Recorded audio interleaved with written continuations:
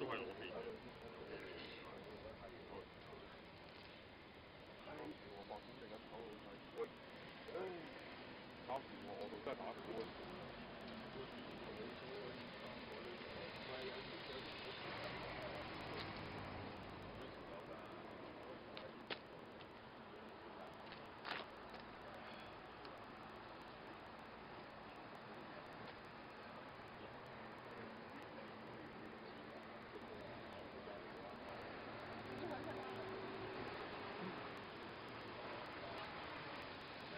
依家真係我諗起身拍入少少好啲啊！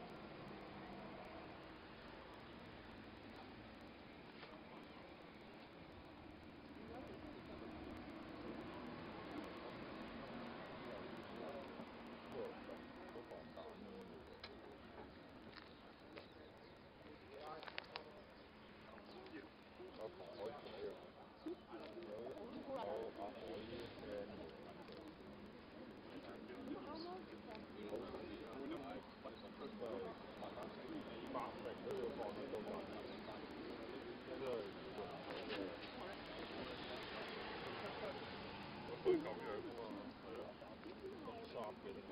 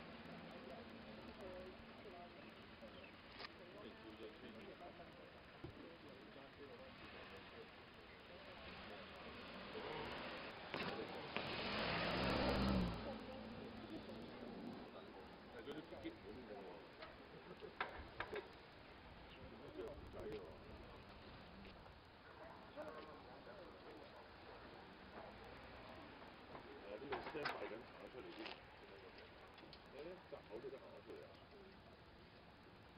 我等得我爬出嚟望下啫。你哋話啱啱上車喎？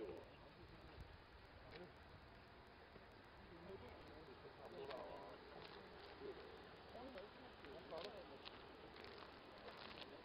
但前面嗰個都未騎上啫。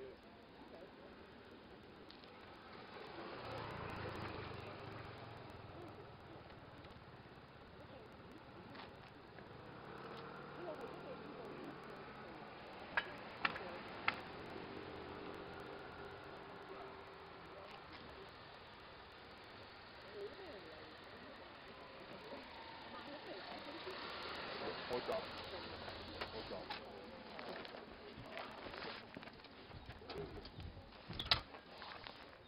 想就你過嚟。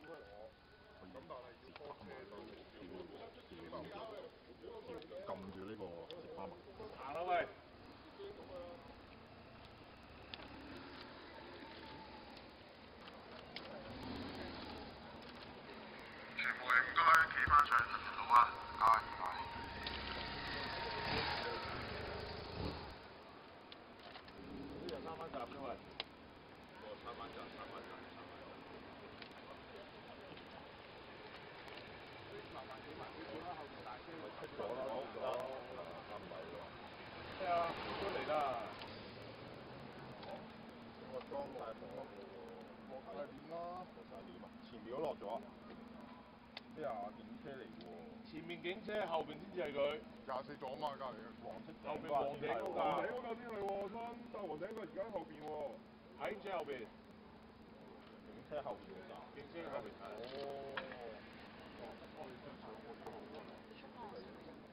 都係警車。關咯。有咯。你挨住嗰邊啊？打開。一陣你影㗎咋？哇！入咗去㗎。呢度嘢，但係你小心唔好去打嘈住啦！哎呀，避開，唔好啊！夠黃頂見到個黃頂，放大車哦，即係對住我哋嗰架黃頂，你知嘛？嚇！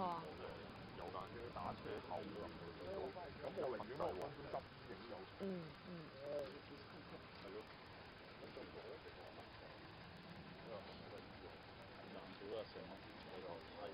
你又唔叫阿蔡方山攞2個人，你又唔叫阿蔡方山攞？攞咯，突然間攞住跑100米啊！唔知關。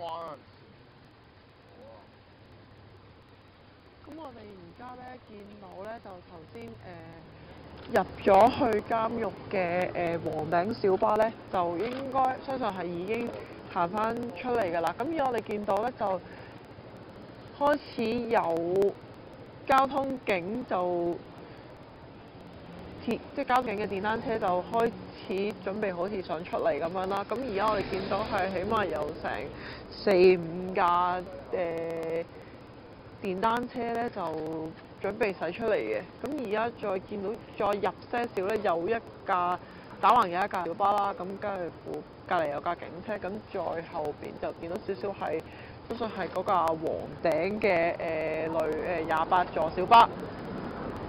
而家咧交通警就出嚟啦。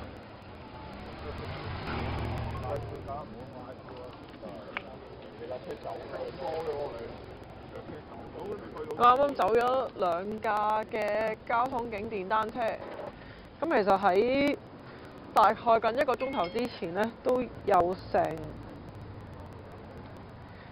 13架電單車出咗嚟㗎啦。咁但係出咗嚟之後成個鐘頭咧，咁都未有動靜嘅。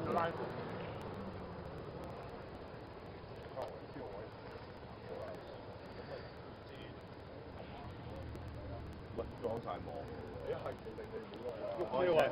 嗱，而家我哋見啦，慢慢小聲，慢慢影，唔使驚。嗰條路運車行唔到你哋嗰條路，嚇！嗱，而家我哋見到咧，過唔到啊！開始有電單後邊仲有警車咧，就出緊嚟警署嗰度㗎啦。sorry， 監獄嗰度。咁而我哋見到有。我哋有第一架係電單車啦，後邊係一架。而家2架電單車開路，後邊有一架警察私家車，跟住再一架衝鋒車。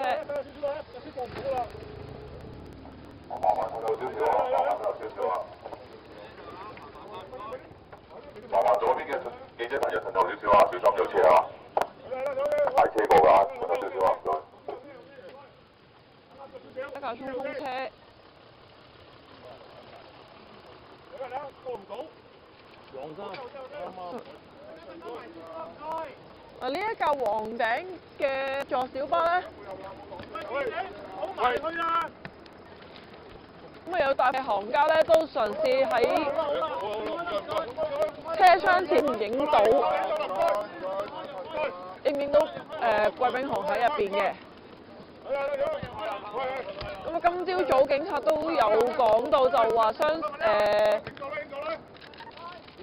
會有2架28座嘅小巴啦。咁而呢一架黃頂嘅小巴咧，28座小巴就曾經入過去監獄嗰度嘅。忍一讓啊！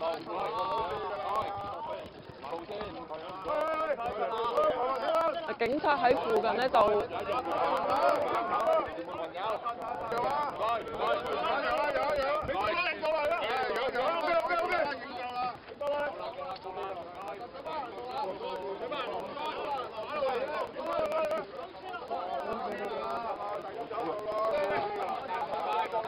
咁而家懲教嘅人員都出咗嚟咧，就維持秩序嘅。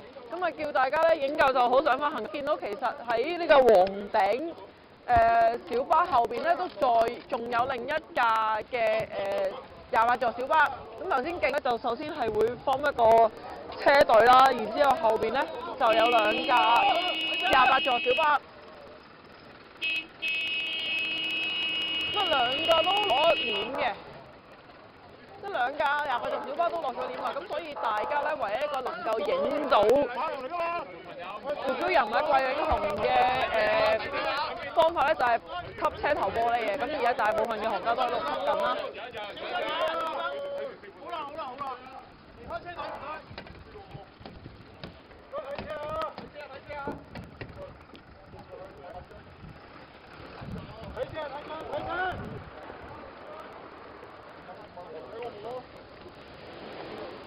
之後咧，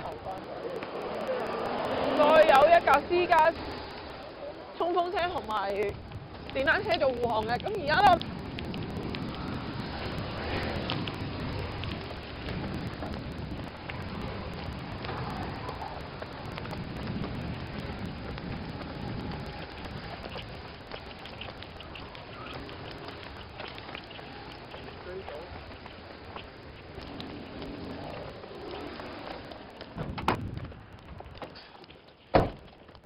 行啦！等埋，打嚟先。快啲啦！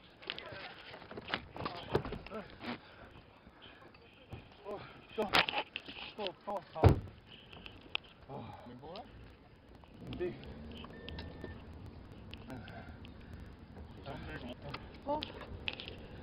咁我哋而家咧就已經上咗車，係追緊貴炳雄嘅車隊㗎啦。咁啊講多次啦。有生炒黃之蟲咧，咁喺近7點50分嘅時候咧，就離開咗監獄啦。咁頭先咧，就先係有有幾架電單車就做先頭部隊啦，跟住再有警察嘅私家車啊，同埋衝鋒車，再次咧就有2架28座嘅小巴，一架係黃頂嘅，一架咧就係白色嘅，咁啊全部都喺上得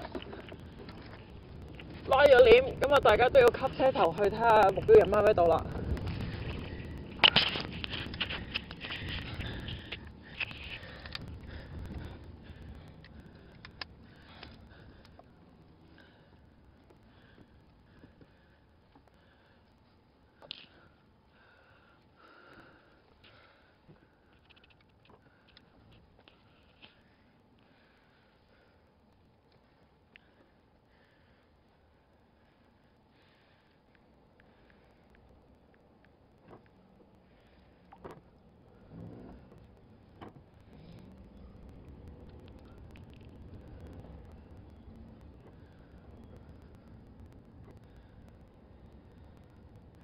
我哋都見到就喺赤柱村道咧，即係監獄出翻去市中心嗰條路，有啲警察喺度站崗嘅。咁啊離遠些少咧，見到有交通警嘅電單車着咗，咁啊喺我哋採訪者前面咧，就有啲私家車頂住咗。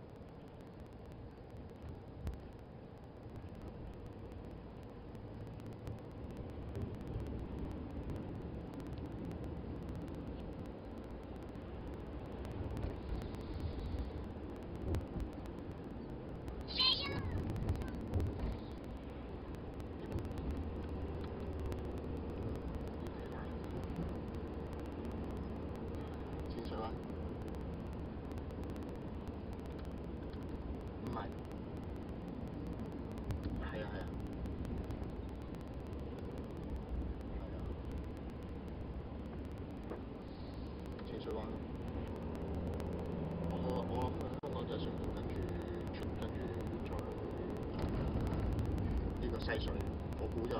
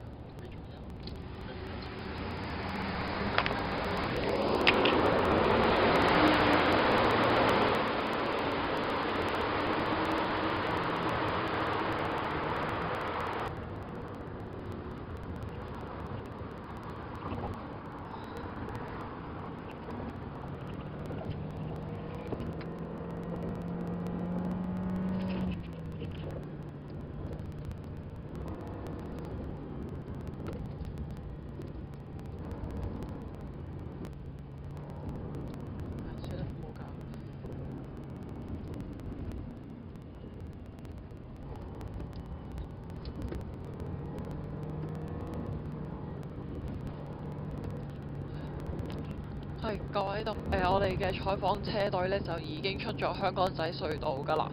咁就同大家講翻咧，今日咧就係有新賊王之稱嘅季炳雄咧，咁今日就刑滿喺赤柱監獄放監。咁由於咧佢係冇香港居留權啦，只係有美國嘅。而家咧相信車隊咧係正在送佢去機場，就坐飛機去美國嘅。咁而家我哋咧就喺呢個香港仔隧道翻去銅鑼灣方向嗰度咧，咁就準備入去灣仔方向嘅。咁頭先停一停嘅原因咧，就係有殿後嘅交通警咧，就等一等先，要俾個車隊同埋採訪車咧就保持一定嘅距離啊。而家已經喺呢個告士打道㗎啦，咁相信啲稅啦就去呢個往機場方向嘅。咁啊頭先咧喺呢個香港仔隧道嗰都係呢個殿後嘅交通警咧，咁都係刻意地駛慢些少啦，咁啊令到呢個採訪車隊咧就同埋護送費嗰個車隊咧就保持一定嘅距離嘅。咁今日佢出話季炳雄放大概喺7:50咧就離開監獄啦。咁喺6:50左右咧就曾經有10幾架嘅交通警電單車咧就駛離監獄，咁但係咧就過咗成個鐘之後咧先至有動作嘅。咁咧就先電單車離開監獄啦，咁跟住再有警察嘅警隊嘅警車。跟住再有2架28座嘅小巴咧，就相信係其中一架就載住咗季炳雄啦。咁啊，成隊車隊咁樣離開獄嘅。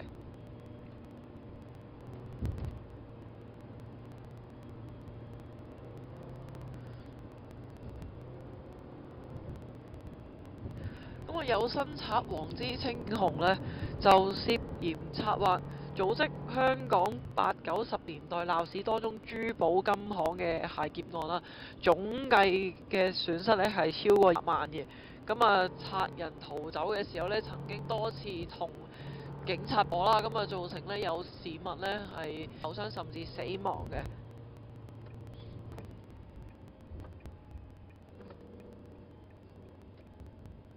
咁啊，其實季炳雄據報道咧就係呢個廣東三水人啦，就1980年前後啊偷渡嚟香港犯案啊，揼得好犀利啊！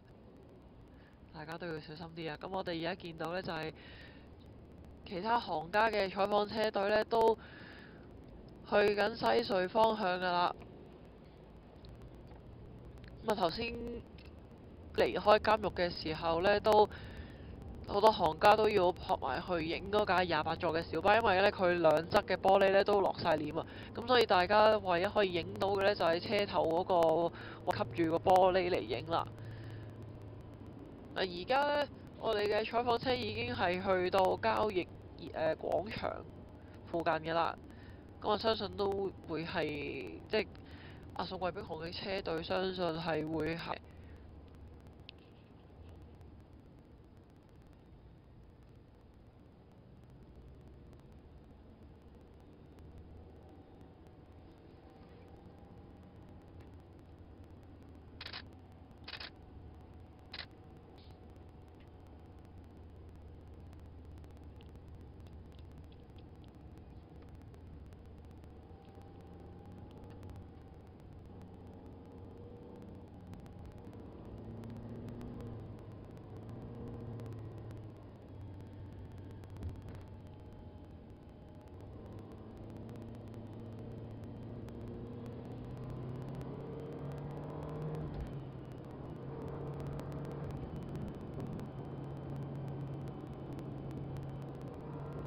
咁不如講翻呢個季炳雄之後嘅安排先啦。咁啊，由於咧季炳雄咧喺就冇呢個香港居留權嘅，就淨係有美國護照嘅。咁咧香港同埋美國商討之後咧，咁啊據了解決定咧就會佢而家離開咗監獄啦。咁咧就派人直接送佢上去美國嘅。咁啊飛虎隊就沿途會護送佢去機場啦。咁如果我哋今日喺呢個赤柱監獄都見到有多架嘅交通警嘅電單車咧，咁啊今朝6點零咧就已經入咗去赤柱㗎啦。咁不過到咗貴賓雄入到美國之後，係咪就係代表一個 free man 可以喺美國生活咧？咁啊未知之數嘅。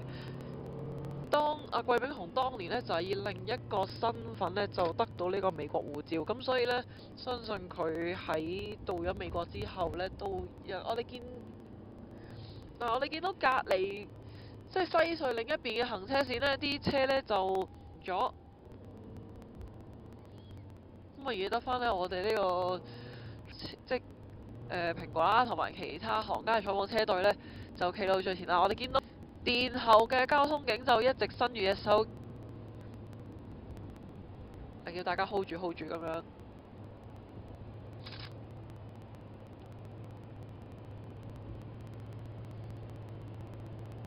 所以我哋其實咧，即使都跟到殿後嘅交通警都幾貼啦，其實周圍都係行家車嚟㗎。咁咧我哋就見唔到護送貴賓雄嘅車隊嘅。當一直繼續個交通警啊，繼續仰手要行家 hold 住啊，冇追前。咁而家即肉眼所見咧，呢個西隧口咧，除咗行家車之外，前面都見唔到。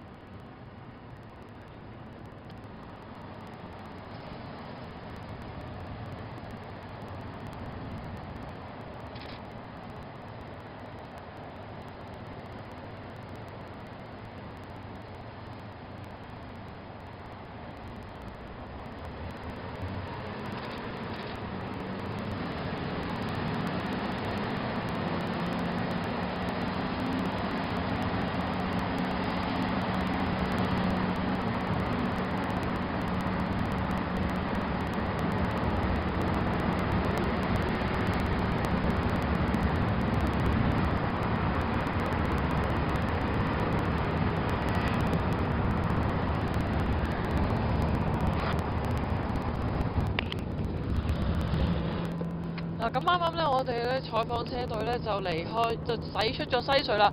咁我哋見到咧前面咧有2架嘅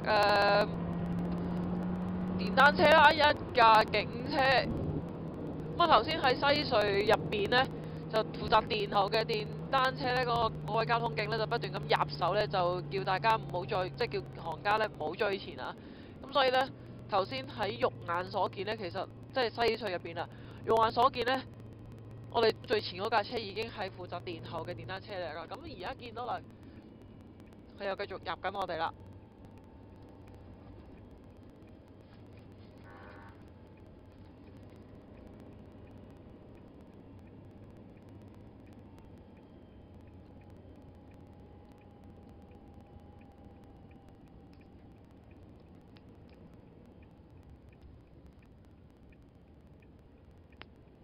而家除咗警察私家車同埋呢個電單車之外咧，我哋就真係見喺好遠嘅地方咧，就見到有警車閃燈嘅。不過真係好遠，呢架巴士俾架巴士擋住咗㗎啦，其實。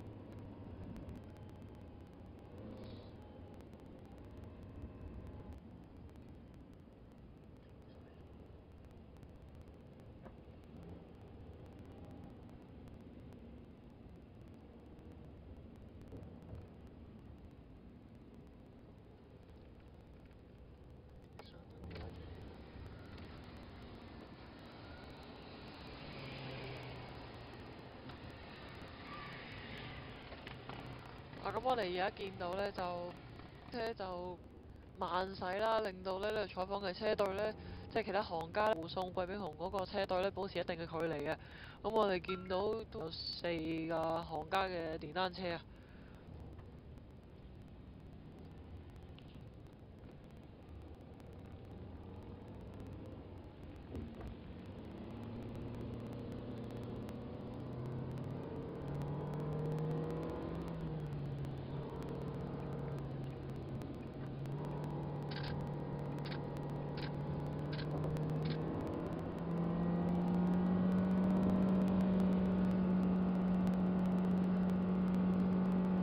咁我哋去緊機場方向嘅途中咧，都講下貴賓雄咧，即係離開之後嗰個安排啦。咁啊，據了解咧，就係咁咧就當局咧，即係香港當局啦，咁咧就要確保咧冇貴賓雄由於係冇香港居留權嘅，咁所以咧佢出獄之後咧就要立佢去美國啦，咁就唔會話離開機場之後就唔知去咗邊啊咁樣。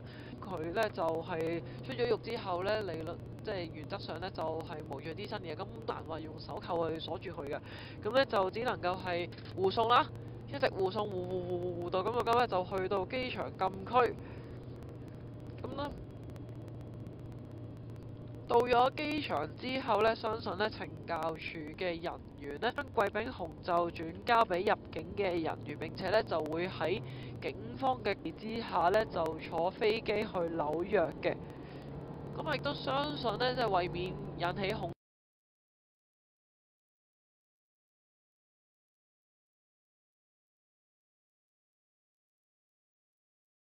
上去坐飛機嘅，就預料咧係會坐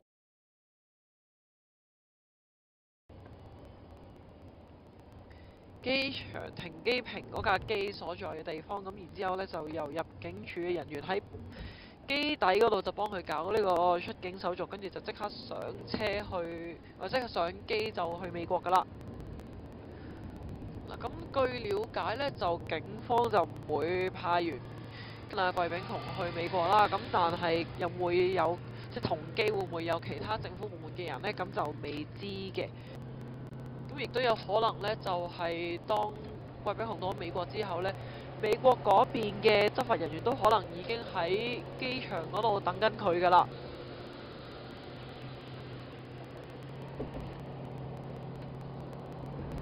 咁我哋見到而家左邊行車線咧，車啊、私家車啊等等咧，方才都係要慢受，唔可以超前住。但我哋而家見到殿後嘅交通警咧，久唔久都會入我哋嘅，即係指我哋叫我哋唔好追前啊咁樣。咁沿路上呢個沿路上青馬大橋嗰度咧，都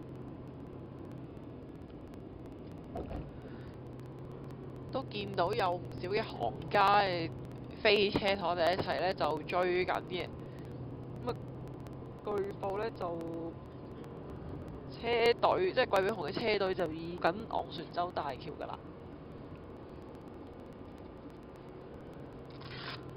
不過我哋淨係只係能夠見到殿後嗰架電單車嘅咋，個車隊嘅車群咧，我哋真係見唔到。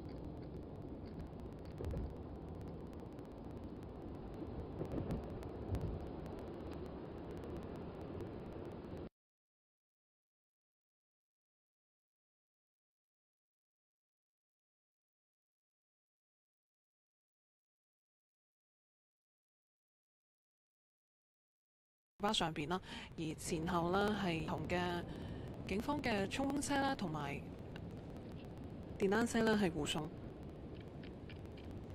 而家我哋咧就喺我哋採訪灣隧道嗰度啦，咁有啲似咧都係頭先過西隧嗰陣時啊，咁殿後嘅交通警咧就一直慢駛，採訪車咧同埋呢個護送嘅車隊咧就有一段嘅距離嘅，咁而家肉眼所見都見唔到嗰啲主車隊入緊手，就叫大家唔好怕。咁而家肉眼見都係兩架負責，得兩架負責殿後嘅電單車㗎咋，都唔係好見到嗰個主車隊啦。嗱，而家我哋嘅採訪車係入緊去大嶼山嘅。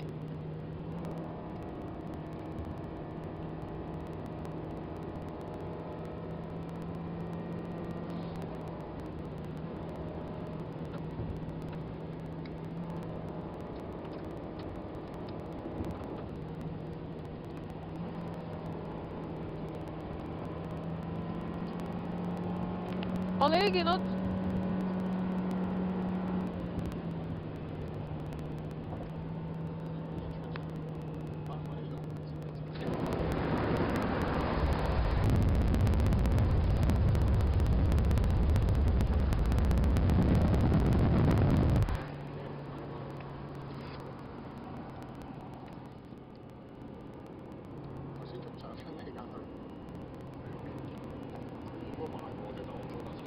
頭先架車上緊橋啊嘛，慢過你慢啲咯。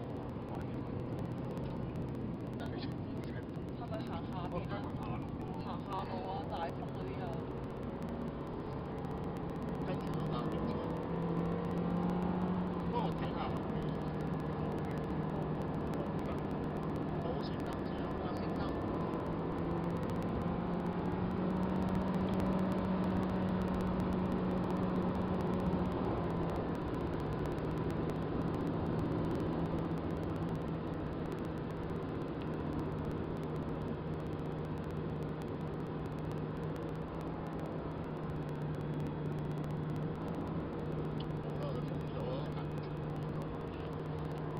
我哋而家咧就喺呢個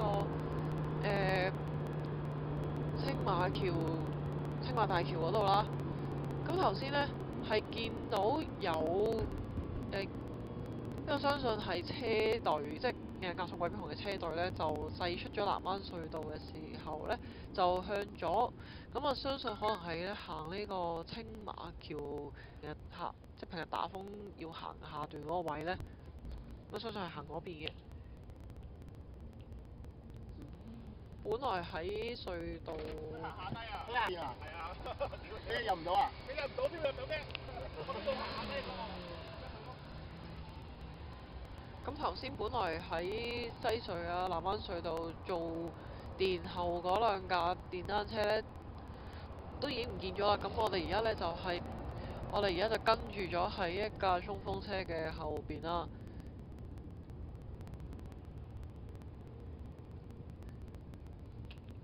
據現場嘅行家講咧，相信貴賓號嘅車隊咧就行咗青馬大橋嘅下層。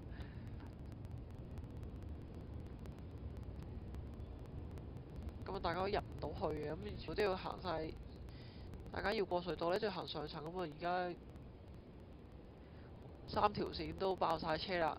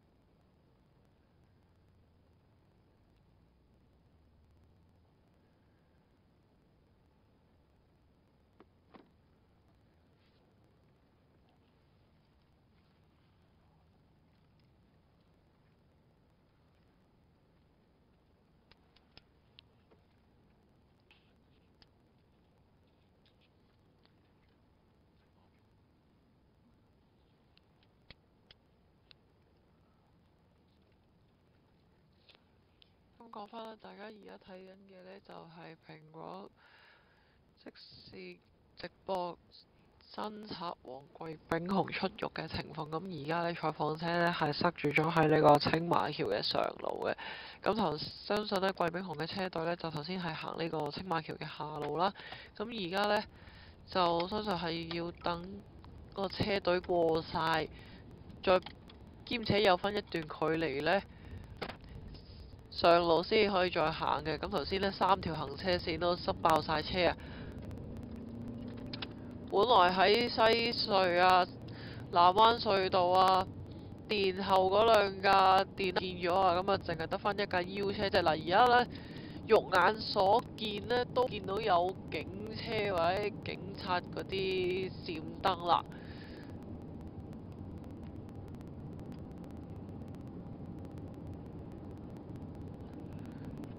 我頭先行出咗呢個南灣隧道之後呢，咁相信係貴炳雄嘅車載住負責押送貴炳雄嘅車隊啦，咁呢就向咗左方行，咁我相信係行呢個青馬橋下路嘅。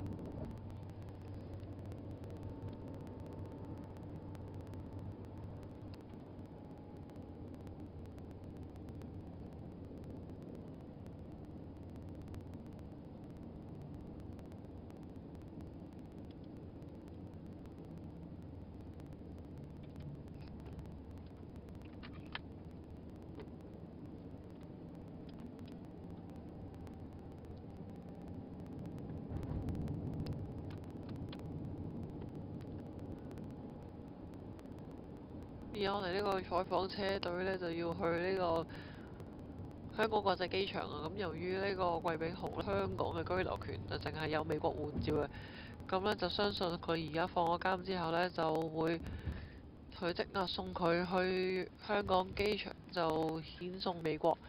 咁不過去到美國之後呢，即係當地嘅執法人員相信都會調查下點解佢會攞到美國嘅護照嘅，因為呢，佢佢並唔係用呢個貴炳雄呢個名呢，就攞到美國護照嘅。咁相信美國嗰方面呢，都要下到底佢當年呢，就係懷疑呢，以呢個關德榮呢個身份呢，就攞到呢個美國公民身份同埋美國護照嘅。咁到底當日佢係點樣憑住呢個名而攞到美國嘅護照呢？咁相信都要有待調查啦。咁啊，再講多次，而家呢，我哋係往機場途中啊，咁啊希望能夠直擊到護送貴炳雄嘅車，押送貴炳雄嘅車隊啦。不過頭先呢，就喺呢個青馬橋上路嘅時候呢，就停咗一陣，因為相信當時呢，就押送佢嘅車隊就行緊青馬橋嘅下路啊，咁所以上路呢，就要停一停先。而家都見唔到警車嘅蹤跡啊！頭先喺西隧同埋南灣隧道都仲見到有個殿後嘅交通警，而家都見唔到啦。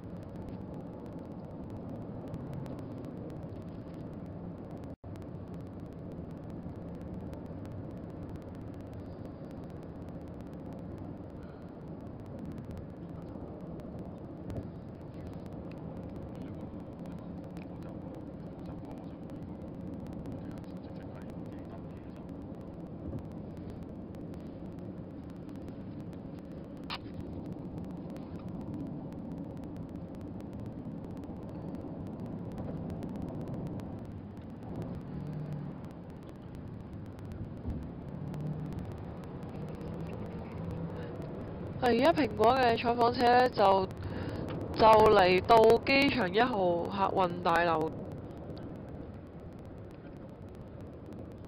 1號站。T1 啊！而家就嚟到呢，即蘋果嘅採訪車咧就嚟到機場嘅1號客運大樓啦。咁頭先咧就喺青馬橋嗰度塞咗一陣啦。咁我相信咧押送貴炳雄嘅車隊頭先係行呢個青馬橋嘅下路，咁我哋就喺上路嗰度咧就俾即相信呢就截停咗上路啲車。咁啊3線都塞咗停咗一陣，相信等個車隊過咗之後咧，大家先至可以再繼續行車嘅。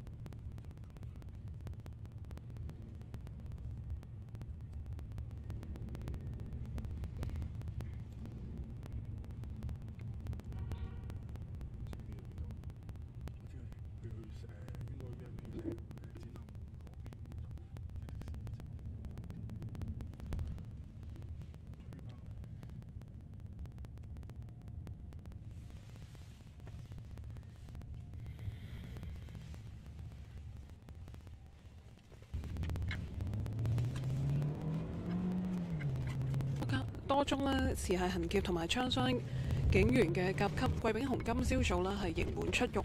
咁喺7點45分嘅時候呢，佢呢係乘坐啦懲教署安排嘅小巴啦，係前往香港機場㗎。咁由於貴炳雄本身呢係一名偷渡客，而佢呢亦都係美國嘅公民，國護照呢仍然有效，所以今朝早呢，佢會喺懲教署啦、警方呢係去到香港機場啦，係乘坐航班飛返去咧美國嘅紐約㗎。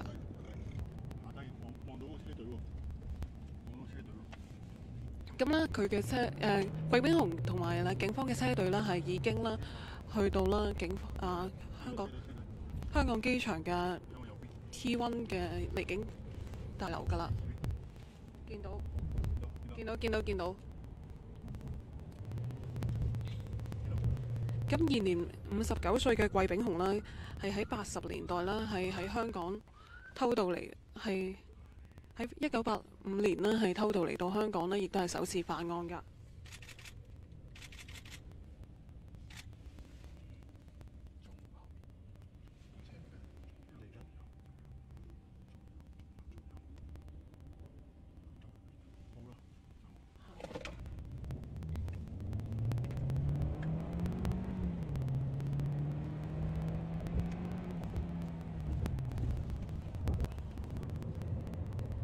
咁喺1985年呢係首次犯案㗎。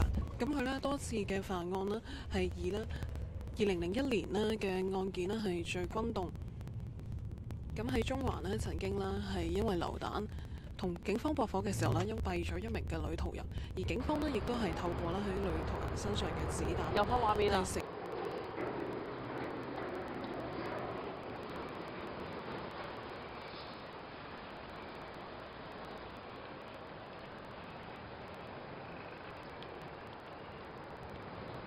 呢度係邊度？呢度機場都係望下先，名嘅呢座嘢。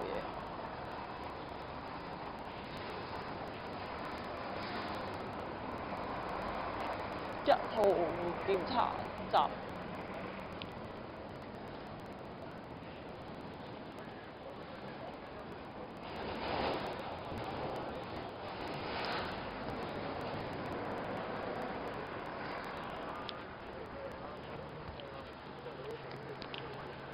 使唔使行過啲啊？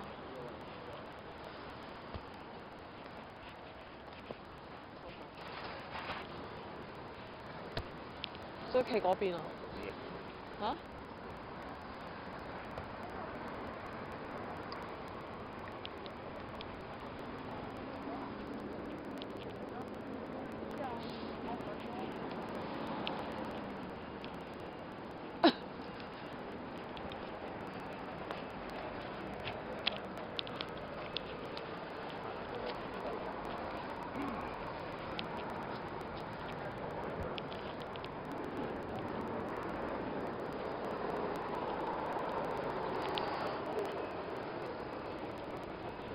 而家我哋咧記者咧，而家咧係喺機場嘅1號檢查站喺度，啱啱咧警察就開始拉咗封鎖線啦，喺嗰個閘口出邊。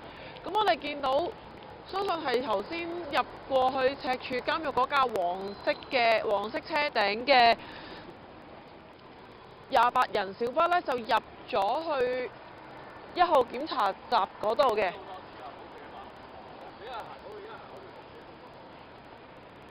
咁得我企嗰邊望，你企喺呢度影啊！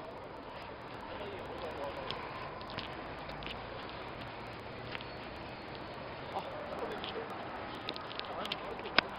冇用啊，遮晒。咁而家呢一度咧就係機場富豪酒店對出嘅1號檢查站啦。咁我哋相信係入過赤柱監獄嗰架黃頂嘅28人小巴，就而家入咗去嘅。咁啱啱警察咧就拉咗條膠帶咧，就唔俾記者再行前些少啦。哦，好啊。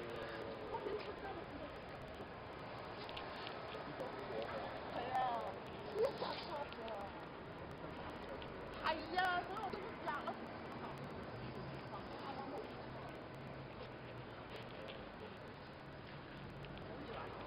咁今日咧就係有新客黃志清就刑滿出獄啦。咁我頭先都有講到㗎啦，由於咧佢喺香港係冇居留權嘅，咁啊但係有美國嘅護照，咁而今日佢放監之後咧，咁啊車隊就由赤柱監獄咧就經西隧押送到佢嚟機場呢度咧，就坐飛機去美國嘅。咁頭先記者就一直由赤柱監獄就追到過嚟機場啦，咁啊喺沿路上咧都有殿後嘅交通警咧就不斷咁樣係慢駛，就截停我哋，叫我哋唔好追前啦。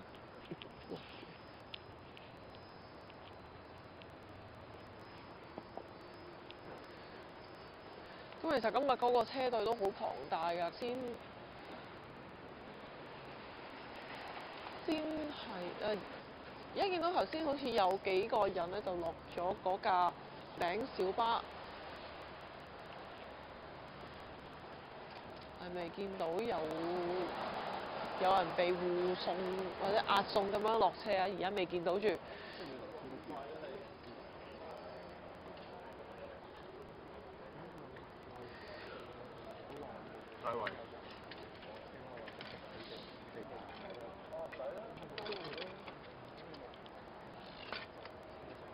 而家暫時未知道咧個車入邊嗰個情況係點樣嘅，即係未知道佢仲喺架車度嘅。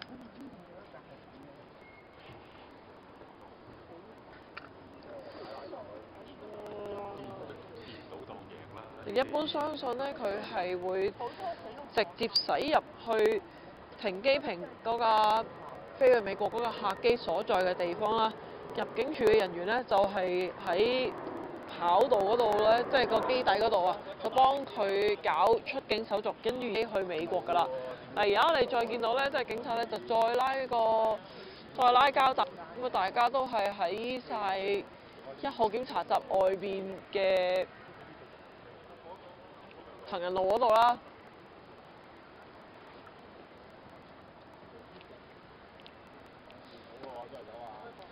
現場有大概10個警察喺度維持秩序把守嘅，咁亦都有一啲 secure 係負責指揮啲車輛駛經迴旋處就走人嘅。咁頭先喺沿路咧都有直飛車去追緊貴賓同嘅車隊啦。咁啊去到青馬橋嗰度咧，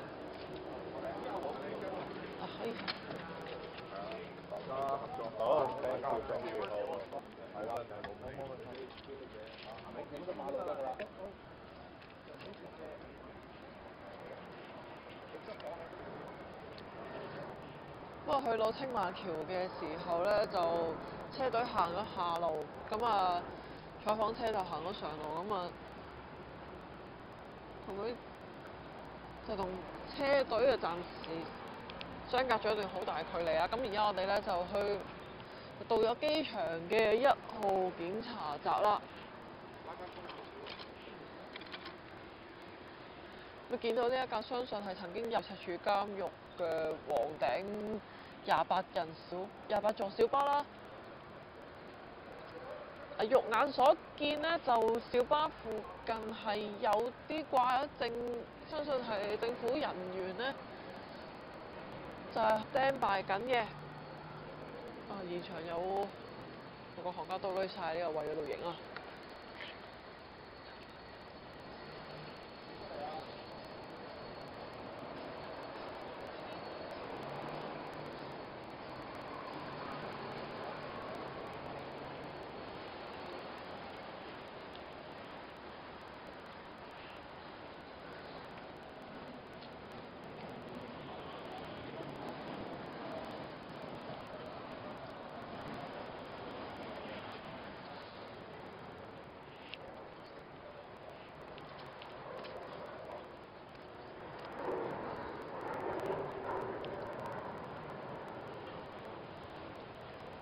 我使唔使講聲㗎？仲有啊？哦，好。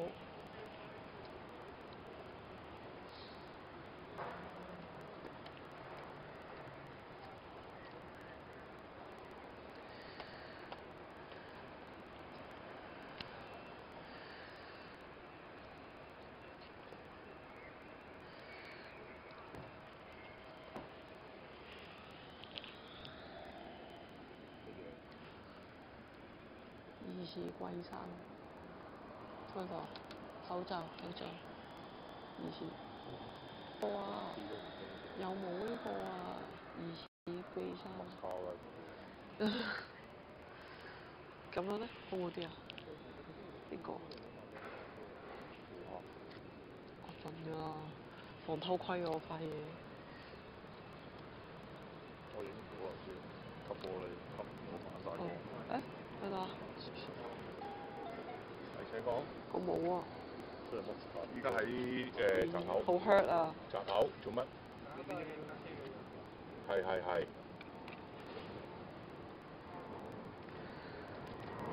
我搏咩相用啊？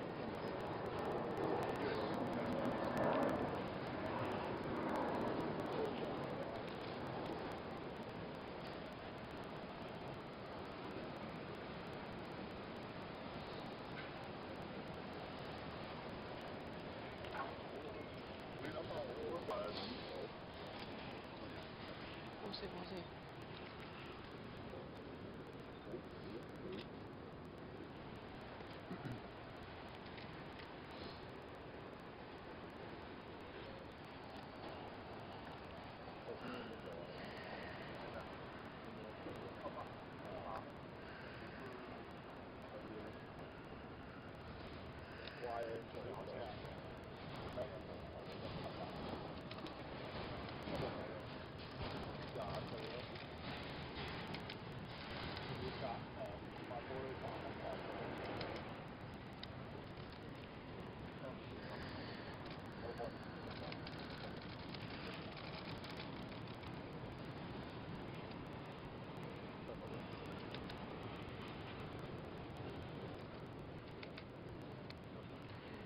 戴晒，個個戴晒手套。但係車未有人，要上去拉。又回去啊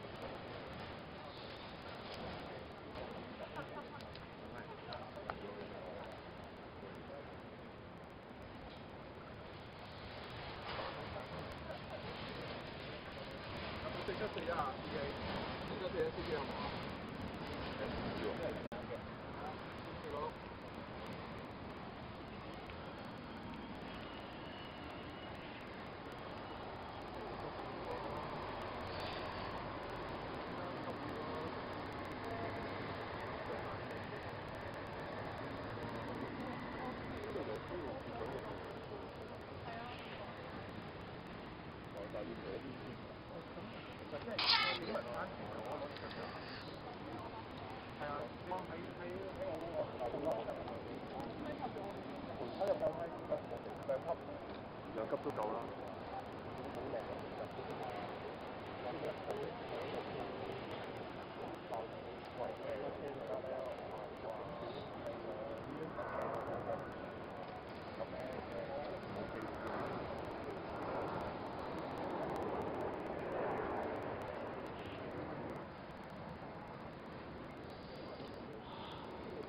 我講講要北，會甩。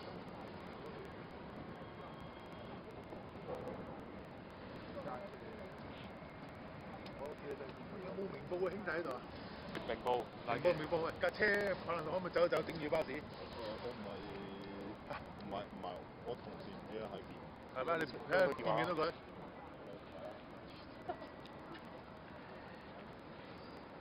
你住我呢？打俾佢啊，幫我。我打俾佢。關住你話。我冇車匙。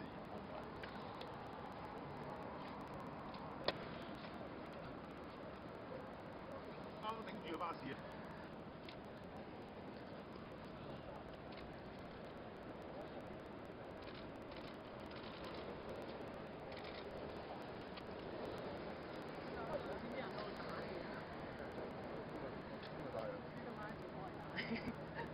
講咩啊？即係我哋行錯先快啲。我行錯我就得㗎喎。喂，機頭咪喎。嗰邊有冇？嗰邊有冇？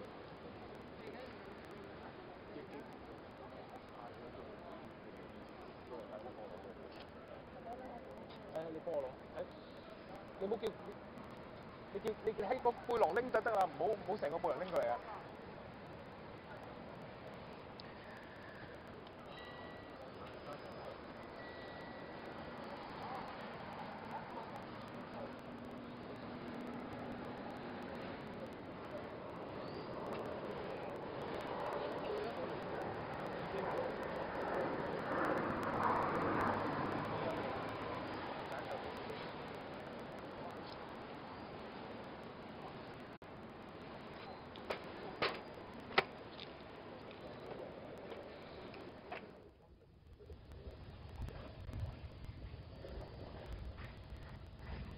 好啦，咁現場咧，而家喺呢個機場嘅1號閘嗰個位置啦。咁我哋頭先咧跟住個車隊咧，咁車隊咧就由呢個1號閘嘅位置咧，就入咗去呢個機場嘅禁區範圍嘅位置嘅。由於咧呢個1號閘咧，佢有2個門口啦。咁我哋而家睇到呢個門口咧，就係一啲可以一啲人士咧，就喺呢個門口嗰度出入嘅。咁而我哋見到現場咧，亦都有一啲警方咧，就加強咗呢個駐守嘅。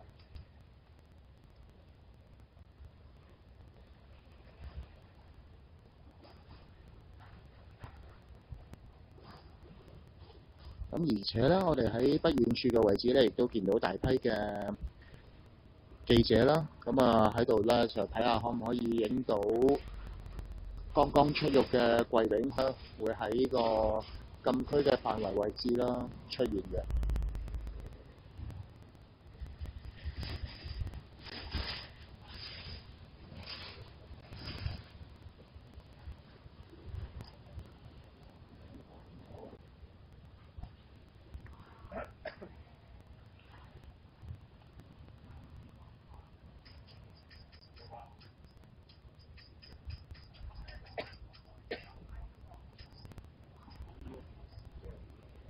咁我哋再講翻啦，咁啊，貴炳雄咧就今朝早咧就喺呢個7點半鐘啦，咁就喺呢個赤柱監獄咧就出嚟㗎啦。沿途咧就有警方嘅 escort 咧，就由呢個赤柱監獄咧就護送到去嚟到呢個機場嘅1號檢查站嘅咧。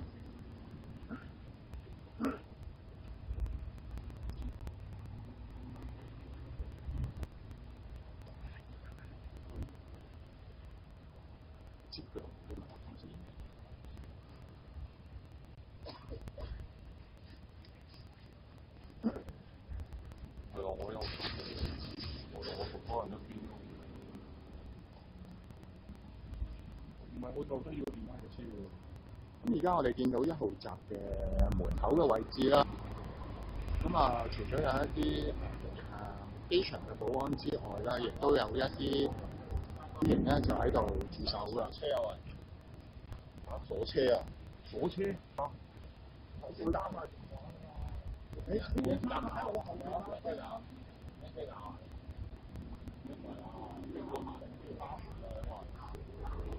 呢個有咩睇啊？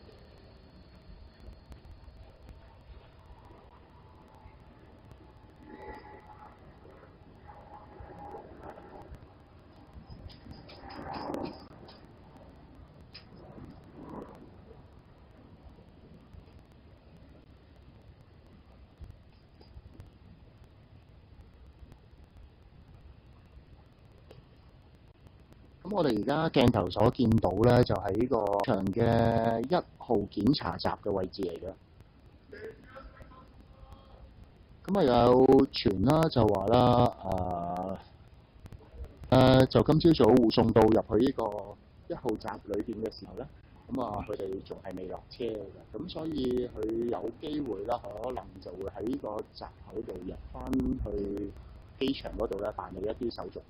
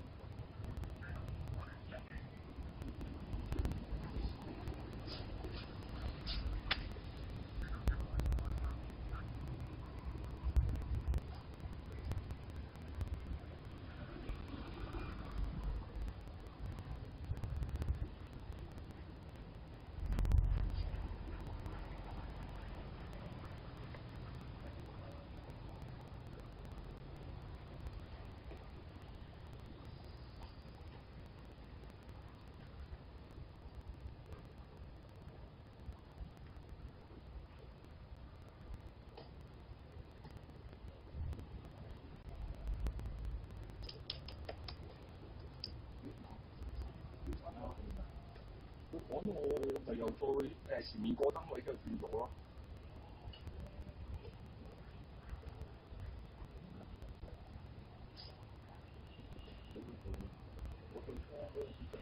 好似佢咯，係啊。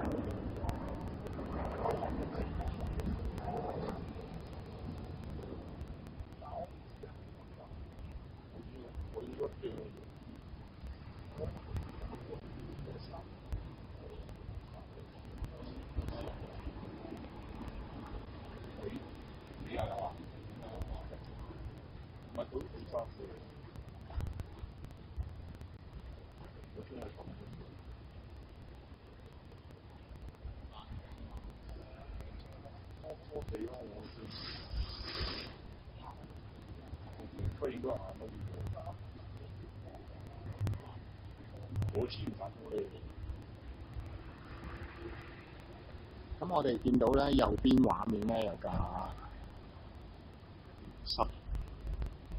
有架 van 仔啦，咁係今朝早咧就貴炳雄咧就由警方咧就喺個赤柱嗰度護送到去嚟到呢個機。咁而左邊嘅畫面咧，我哋咧就係相信佢咧喺稍後時間咧就會係車嗰度落嚟之後咧就會入去呢個室內嘅位置啦。相信咧就會手續等等嘅。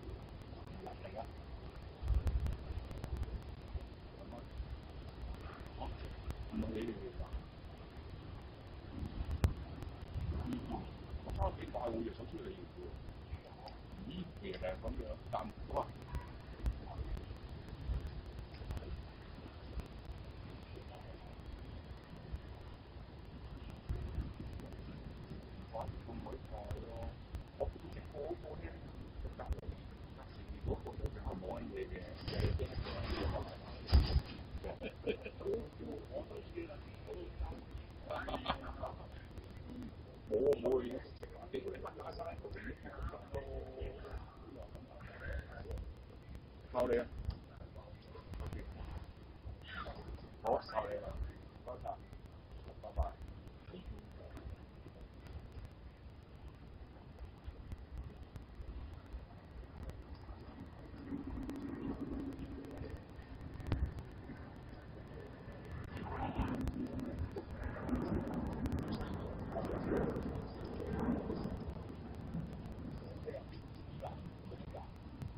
上咗車啊！好啦，咁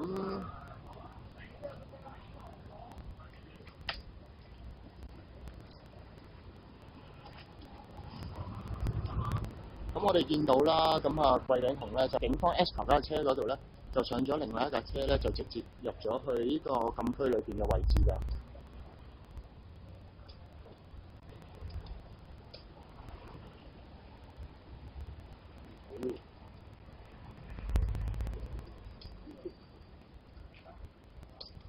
咁我我哋亦都見到啦，咁啊除咗佢上咗嗰架車之後啦，咁啊後邊咧亦都有啲警車咧就係隨後㗎。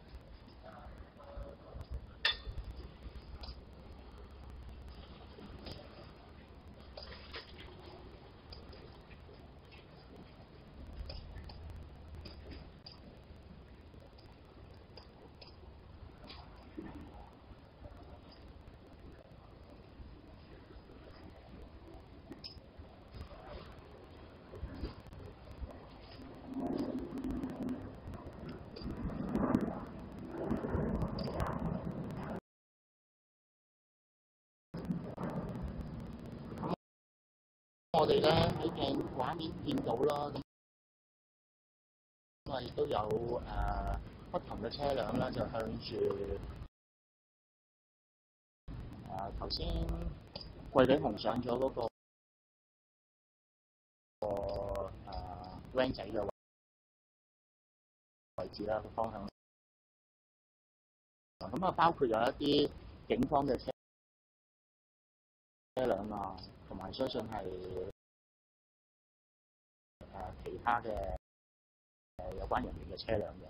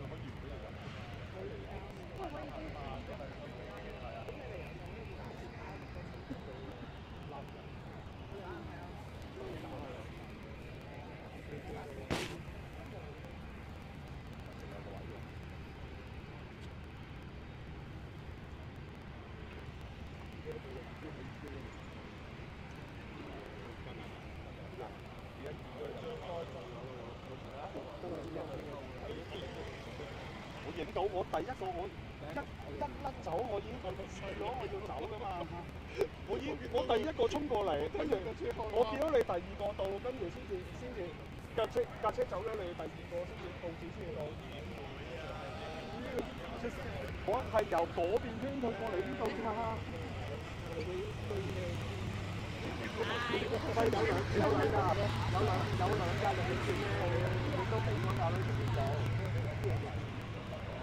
啦入境處車，跟住2架警車，跟住再1架入境處車㗎啦。咩啊？綠色嚟㗎。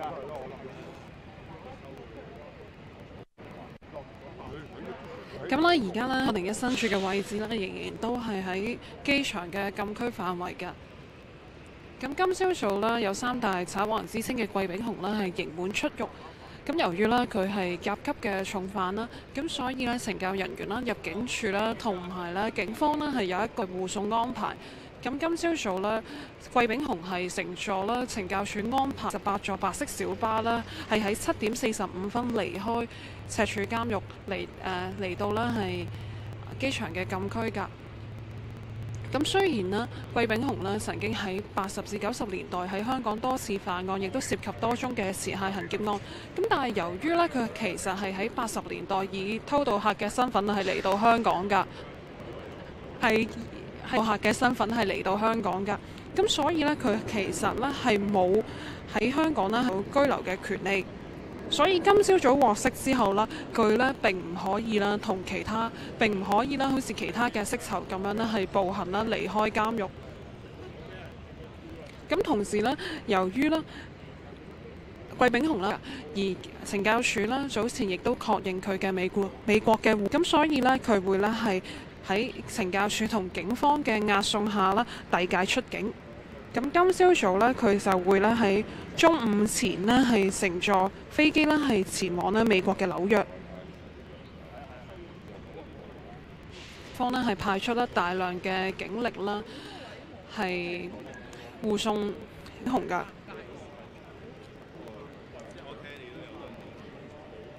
貴炳雄嘅28座小巴呢，係俾咧3重嘅鐵騎啦係包圍住，而前後亦都有衝鋒車係護送㗎。咁亦都啦，消息指啦，飛虎隊今朝早啦，亦都喺車隊入邊。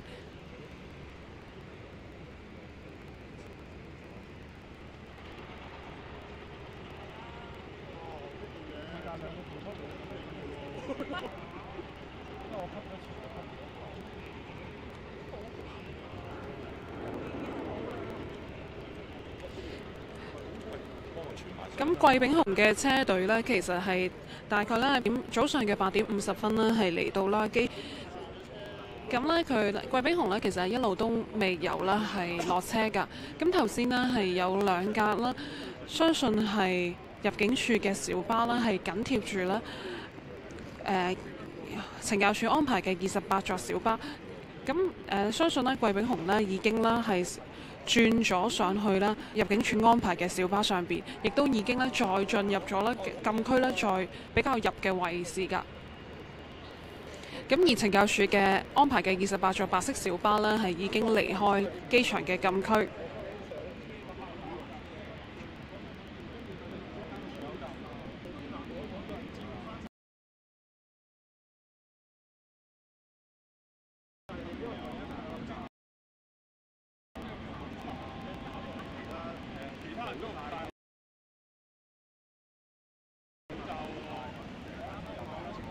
咁現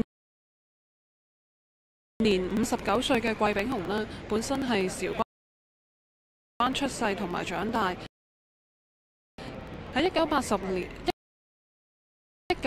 年啦開始喺廣州火車站係做一啲扒手。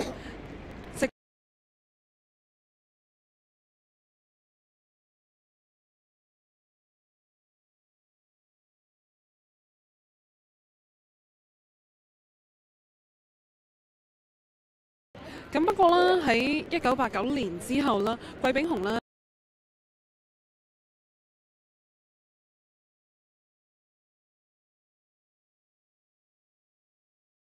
曾經係潛逃過去加拿大㗎。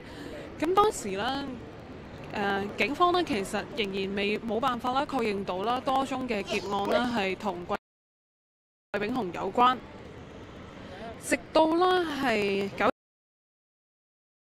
94年啦，貴炳雄再返嚟啦，亦都係做手榴彈。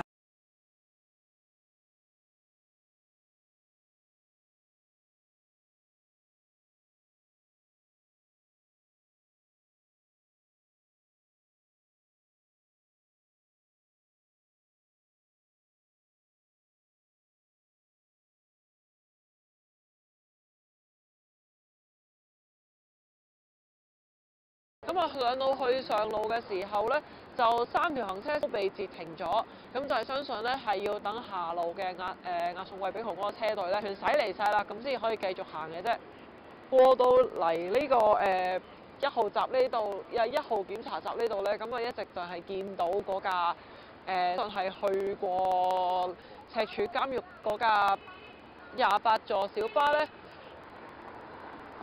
睇到好似係疑似不是開門閂門可能啦，咁到最後咧先見到一架黃頂墨綠色車身顏色嘅懲教署28座小巴咧，就駛到入去登機橋嗰度，警察都相信收隊啦。咁啊駛到過去7號閘嗰度，咁啊相信就係放低阿貴炳雄，等佢搞出境手續，然後離開啦。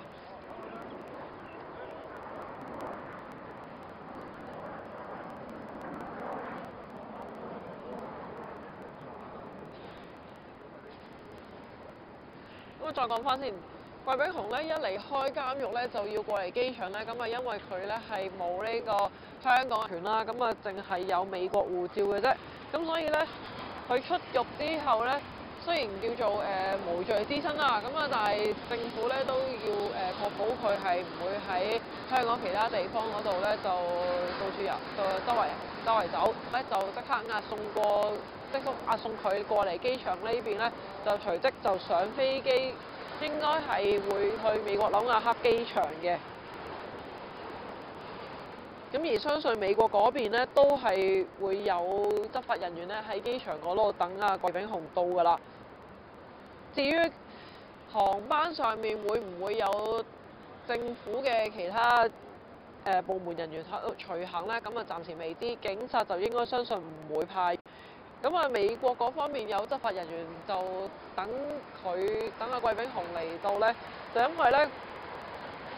佢並唔係以貴炳雄美國護照嘅，而係咧以關德榮嘅一個身份咧就攞到美國公民美國護照啦。咁所以佢點樣攞到呢個護照咧，都係要有待調查嘅。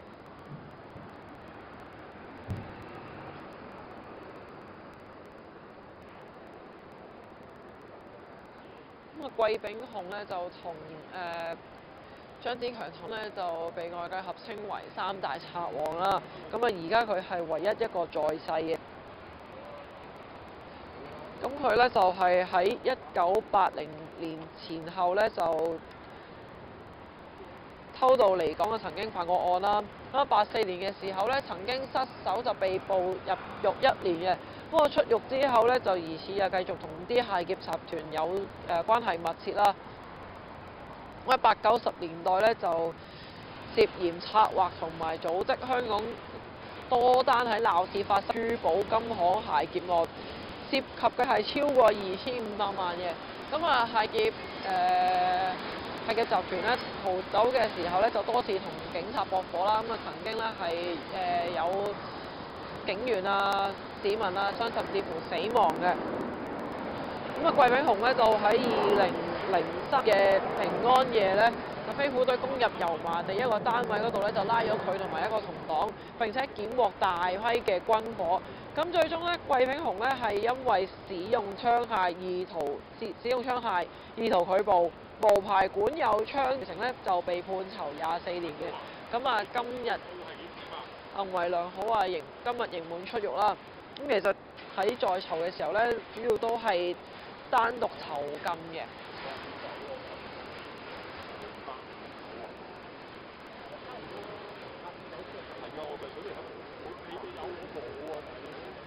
就據了解咧，佢喺監獄嘅時候咧，冇乜人嚟探佢啦，佢亦都冇乜同其他嘅囚友啊、紳士啊打交啊等等。咁啊，啲囚友同佢咧關係都好一啲嘅，咁咪會以貴生啊、貴叔啊等等去稱呼佢。咁不過都講翻頭先咧，都講到啊，雖然咧就被外界合稱為3大賊王之一啦，咁啊疑似亦都相信係涉嫌策劃過80-90年代多宗鬧市發生嘅珠寶案，咁但係咧佢並冇因為任何械劫案而受到刑事檢控嘅，佢係因為使用槍械意圖拒捕，無牌管有槍彈及爆炸品等罪成，咁啊行為良好，今日放監。咁而家我哋可以見翻就係機場嗰個機場1號檢查站長達路嘅附近啦，仲係有啲家喺度低賣緊，警車都駛走咗㗎啦。咁咧再望翻入邊咧，就相信係我哋影住咧，就係號集聯合航空嘅客機。就係會去呢個美國嘅紐亞克機場嘅，相信桂永雄而家應該喺個橋底嗰度咧，就會警署嘅職員咧就同佢搞出境手續，跟住就直上飛機㗎啦。咁至於警方咧，相信咧就唔會隨緣咧就跟桂永雄咧就去到紐約嘅。咁但係政府其他部門會唔會有人隨行咧？咁啊暫時未知。詳情就請繼續留意《蘋果日報》嘅報導啦。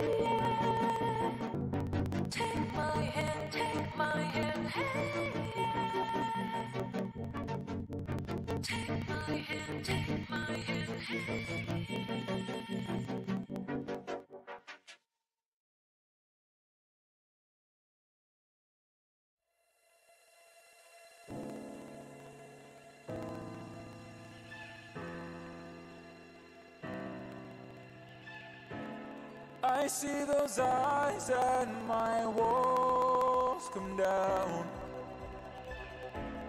I've spent my life building around, yeah. Try, I can't breathe when you're not around. I can't help it with what I found.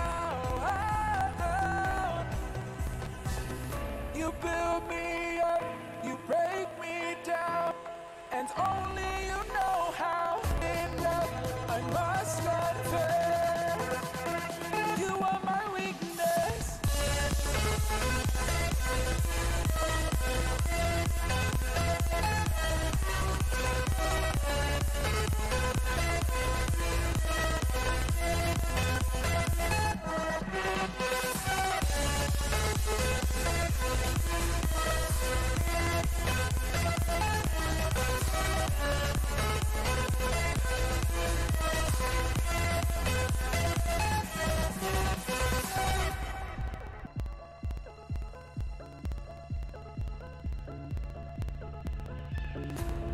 No matter what you throw my way, I'm yours.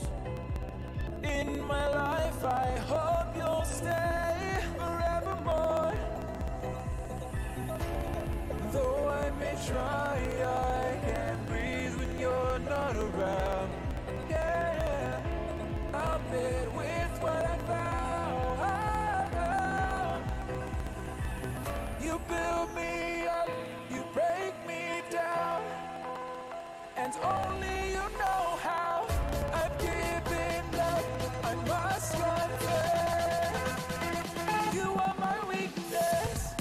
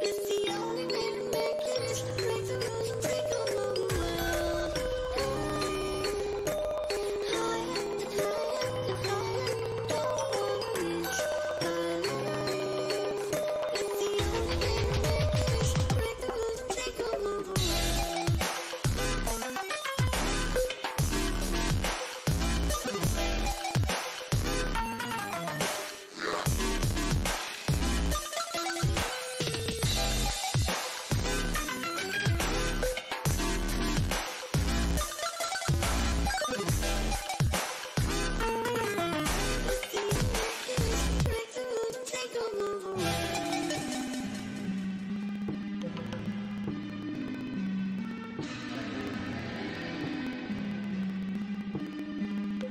When I wake, I want to fly higher and higher and higher.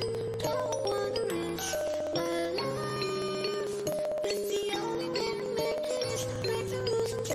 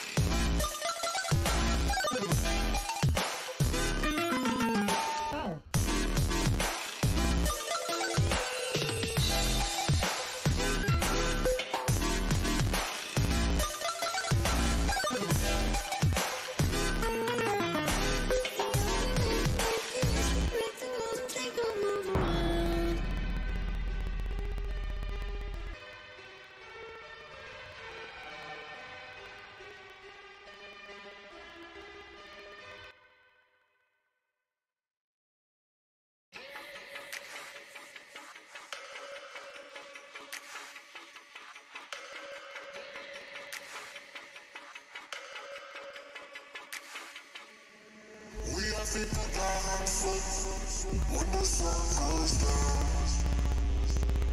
We are people die on foot when the sun goes down. We are people when the sun goes down. We are people die on foot when the sun goes down. When the sun goes down.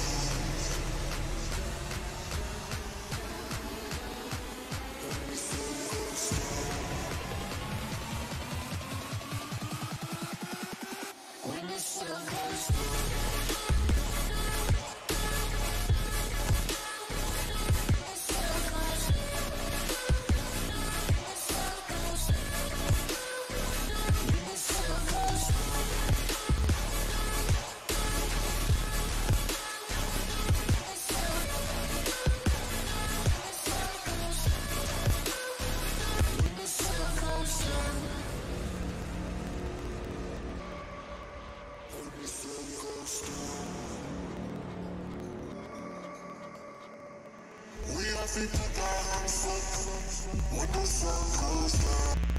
We are people die on foot when the sun goes down. We are people die on foot when the sun goes down.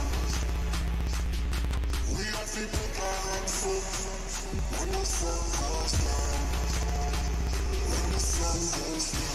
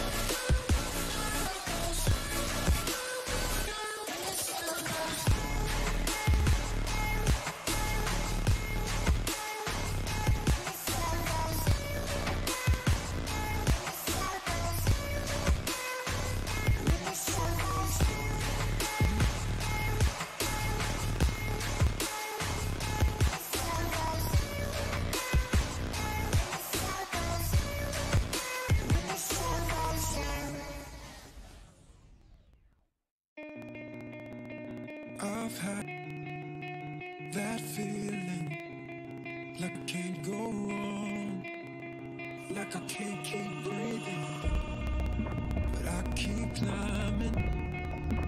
Don't look back now, make my mark and I won't back down. Birthday doubts, think I wanna mountain it, but I prove them wrong. Yeah. Let them hear my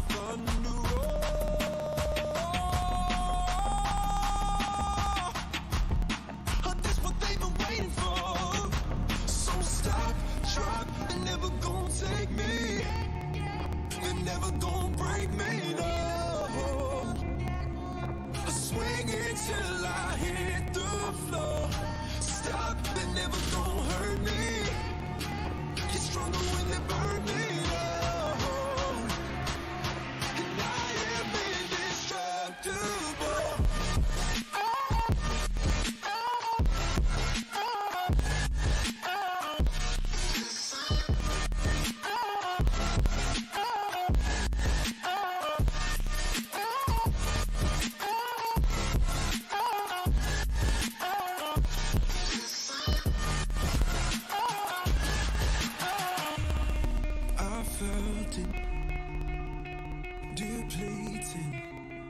Like I can't keep pushing, got nothing left to believe in. But then I find it, I'm ready to attack now. Make my mark in, I ain't never gonna back down. Yeah, I've heard their doubts, think I won't say anything, but yeah, yeah. Let them hear my thunder roll.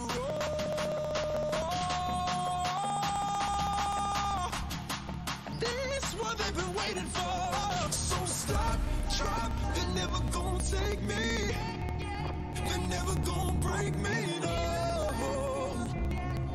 I swing it till I hit the floor.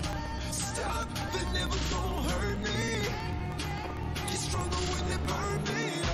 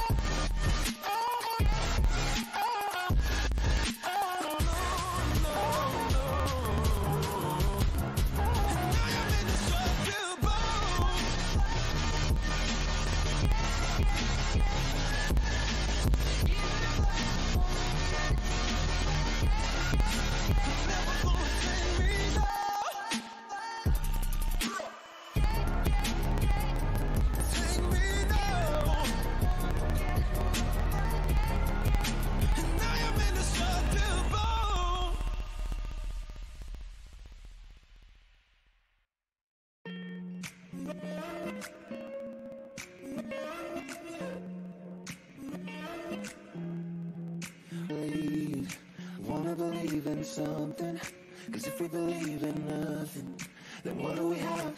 What do we have? We all wanna be loved, all wanna love somebody, cause if we ain't got nobody, then what do we have? What do we have? If you're hearing this, I'm at King and Fifth, 8 to 10, I'll sit at this table for two, in the dark, drinking coffee black, wondering where you're at. I'll be waiting for you.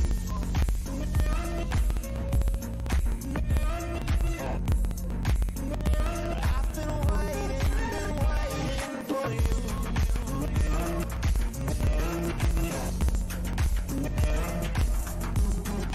We all wanna believe in something, cause if we believe in nothing, then what do we have? What do we have? We all wanna be loved, all wanna love somebody, cause if we ain't got nobody, then what do we have? What do we have? If you're hearing this, no, I'm listening, I'm still wondering down these lost avenues, but I know one day clear blue skies are gray. I'll walk in and you say, I've been waiting for you.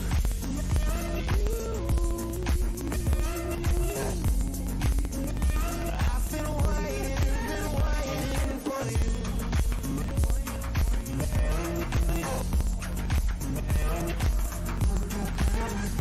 If you're hearing this, I'm at King and Fifth, 8 to 10, I'll sit at this table for threat. I know one day clear blue skies are gray. I'll walk in and you say, I've been waiting for you.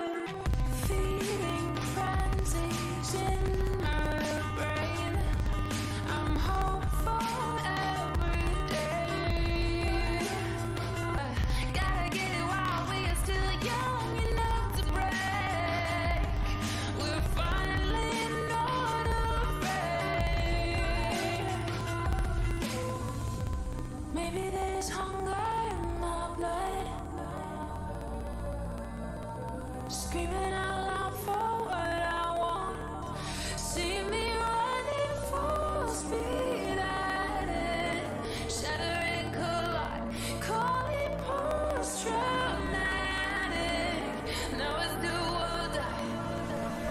Coming up down, tiny fracture. Coming up down, tiny fracture. See it full speed at it. Coming up down to post-traumatic. Tiny fractures.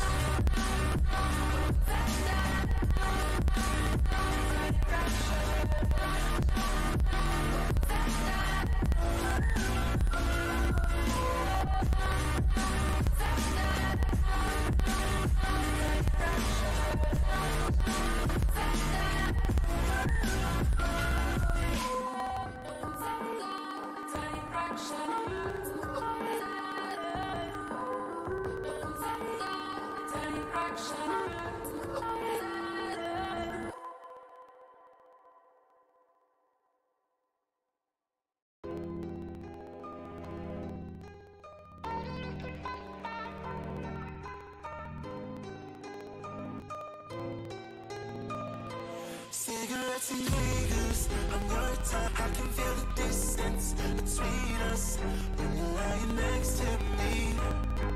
Tell me what you want from me. Baby, we can fix this, we're still young. Tell me, does he protect you when you break down? Nothing but a memory. Tell me what you want from me. Yeah, but you're still not home. If you don't love me, I give you faith in shadows. Tell me what you want from me.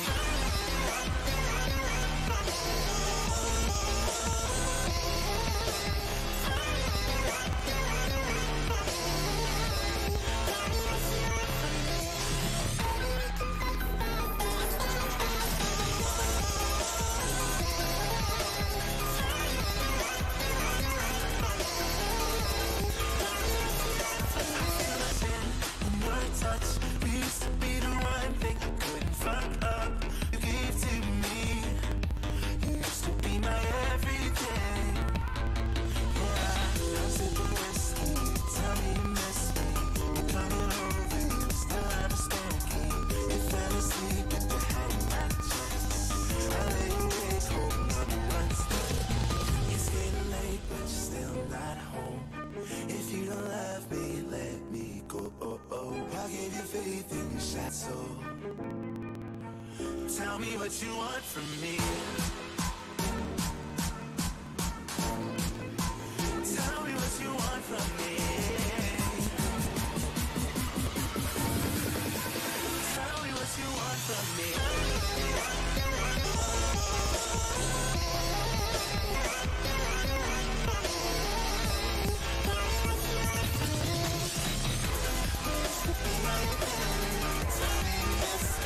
Tell me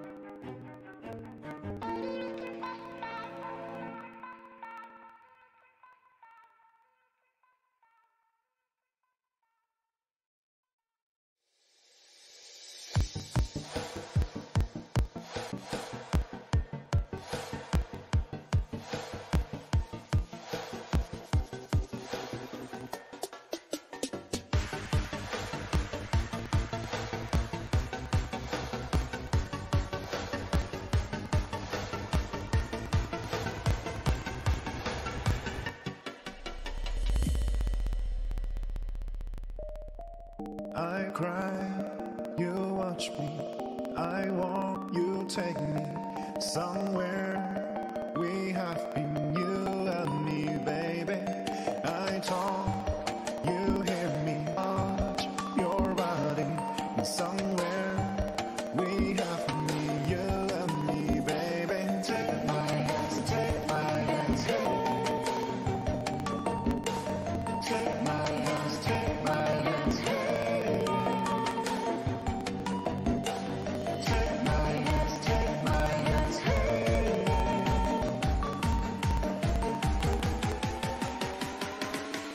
you and me, baby.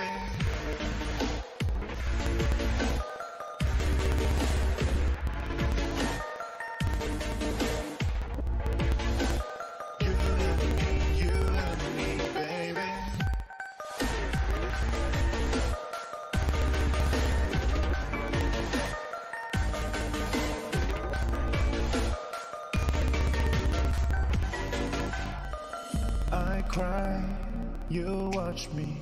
I want you take me somewhere. We have been you and me, baby. I talk, you hear me. I touch your body somewhere. We have been you and me, baby. Take my hands, take my hands. Take my hands, take my hands. Take my hands.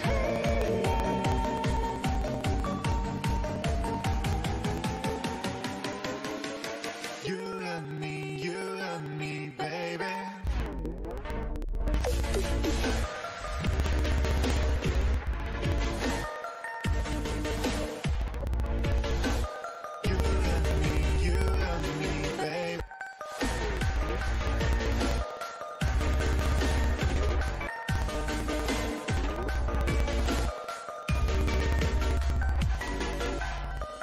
my hand, take my hand, hey, yeah.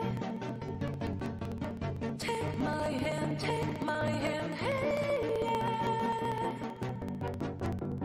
Take my hand, take my hand, hey, yeah. Take my hand, take my hand, hey, yeah.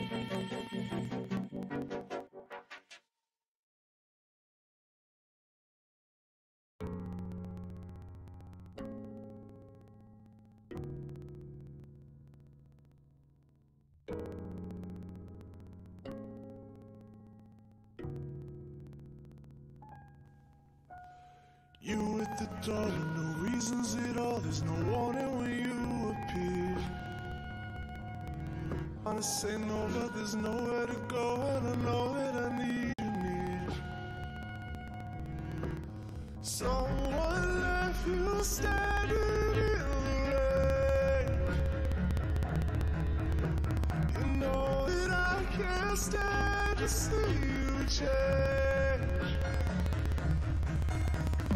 What are you doing? What are you doing? What are you doing here? What are you doing? What are you doing here? What are you doing? What are you doing? What are you doing here? What are you doing? What are you doing? What are you doing here? Been in this place before, know what's behind the door, always the same mistake. And I should be running, I know what is coming, I know it gets complicated. Someone left you standing in the rain. You know that I had to see you change. What are you doing? What are you doing? What are you? What are you doing? What are you doing? What are you doing? What are you doing? What are you doing? What are you doing? What are you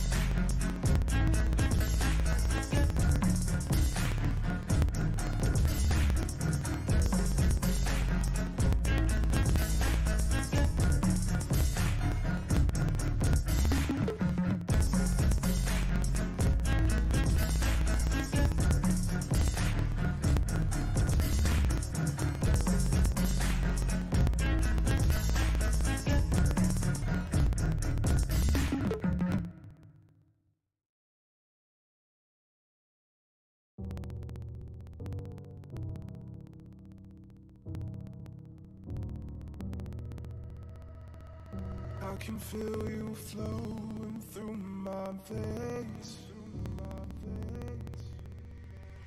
Take part, there's no escape. 'Cause I'm denying all of these feelings buried deep inside. I'm out of reasons and I don't know why I ever even should put up a fight.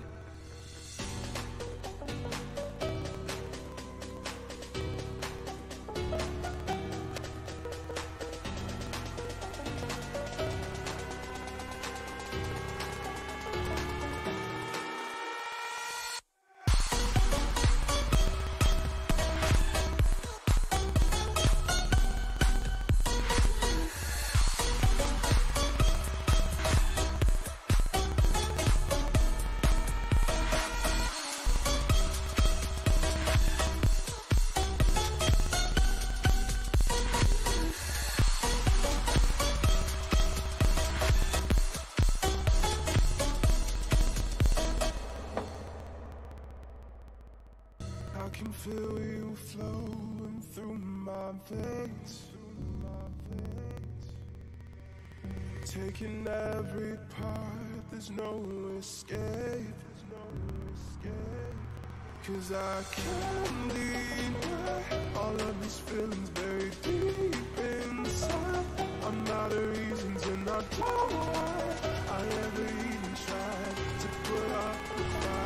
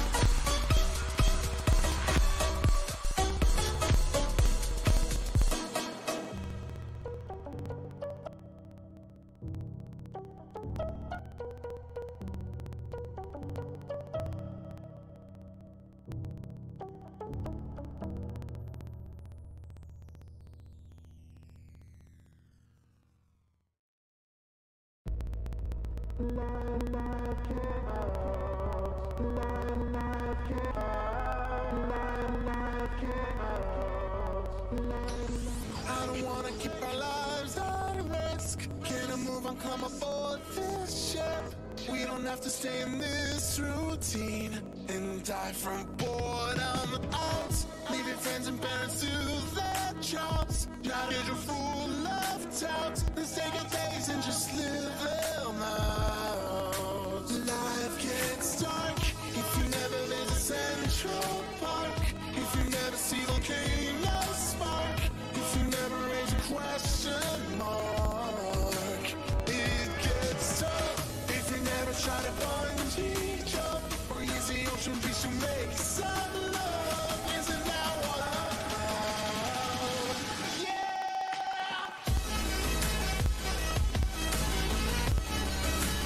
Life gets dark.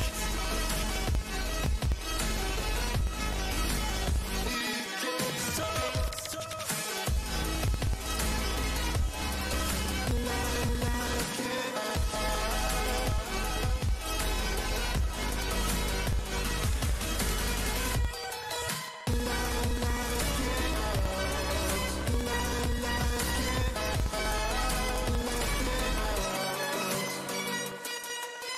Jump, take my hand and leave it all.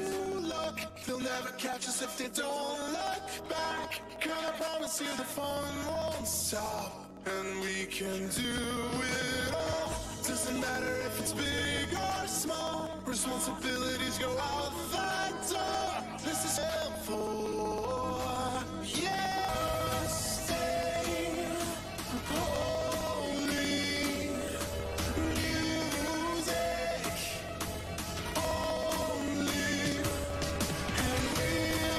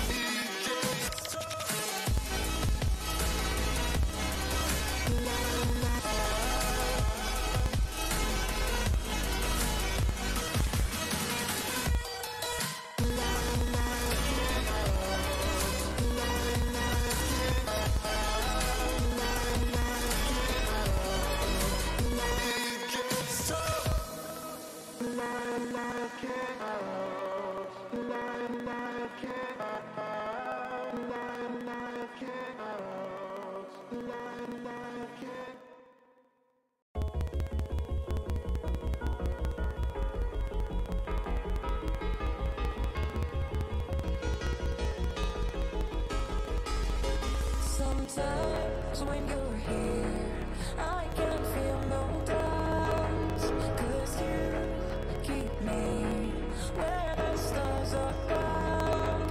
It doesn't really matter, 'cause you're here with me now. Doesn't really matter.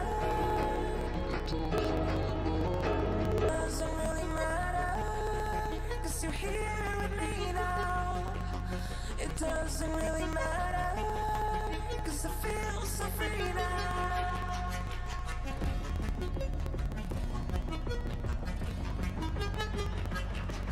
It doesn't really matter.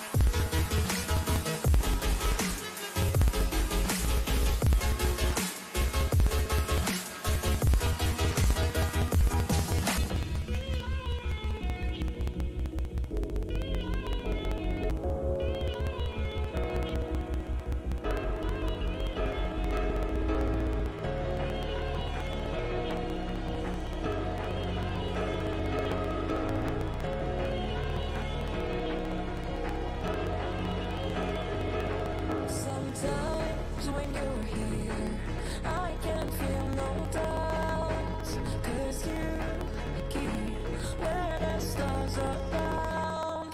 It doesn't really matter, 'cause you're here with me now. It doesn't really matter, 'cause I feel so free now.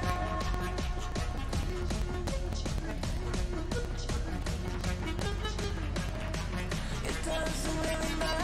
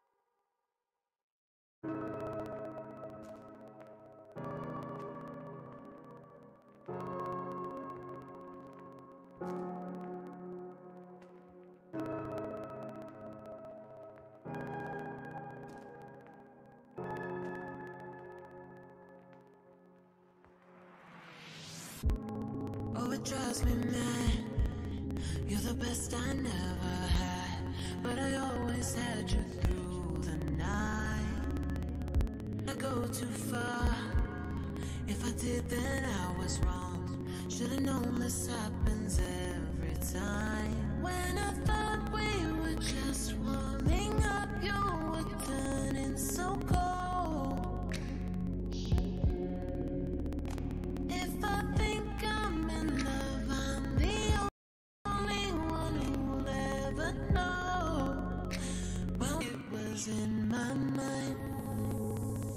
And if I ever told a lie, I'd lie and say that you were mine. And if I ever told a lie, I'd say that you were mine.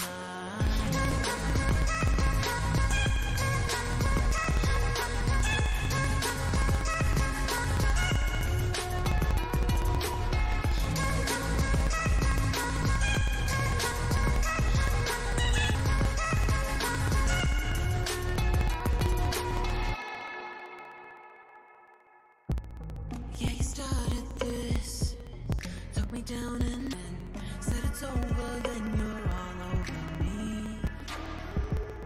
Could you promise me, never promise, 'cause I hear the things I wanna believe.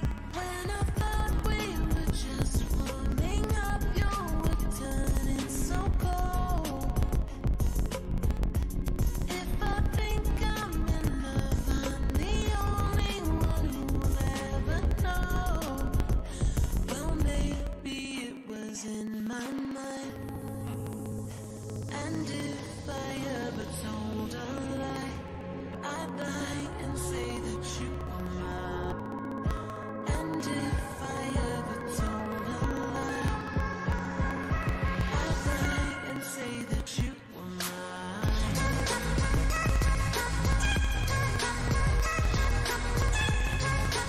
I'd lie and say that you were mine.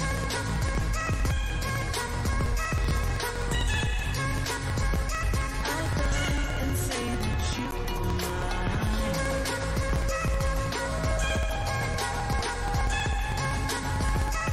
I'd lie and say that you were mine.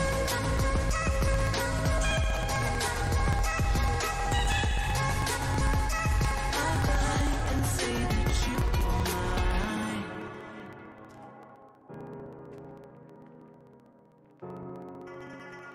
I'd lie and say that you were mine.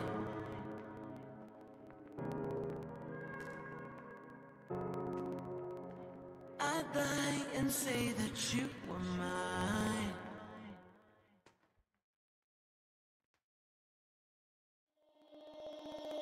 Say, would you believe me if I told you that I'm not okay?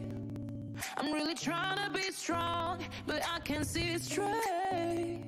It's like the earth is on my shoulders, kind of strange. Too many bad things on my mind, but now I can feel it. Fuck, I need it. It's been since you came around. I can feel it. Fuck, I need it. Too easy. Push me down. Tonight I'ma keep a race until I'm losing myself to you. It's alright, I know you do. It's fine. That's why I'm losing myself to you. I can't go through it. I can't undo it. I need to do this. Yeah. So tonight I'ma keep a race until I'm losing myself to you.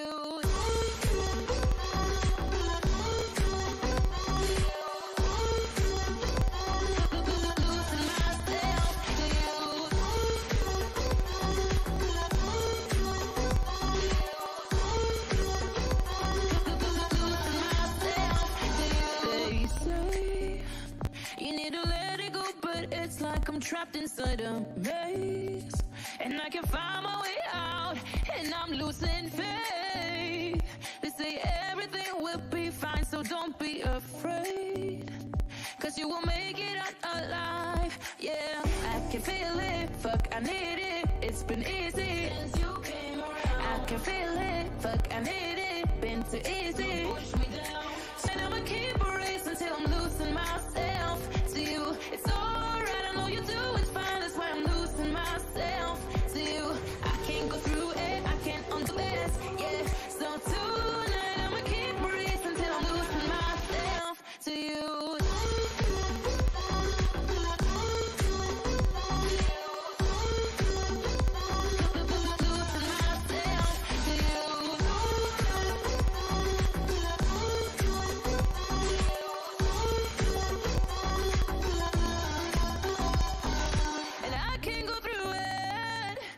I can't redo it. I need to do this, yeah.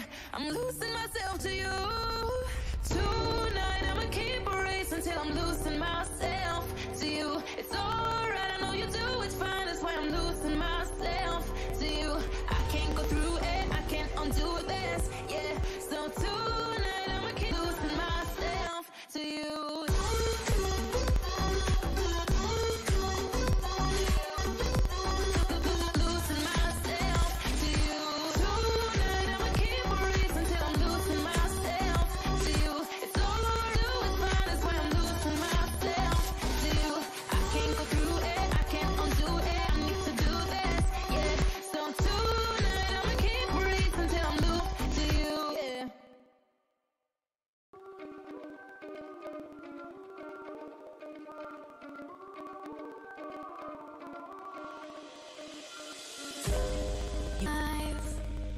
And it's staring into me.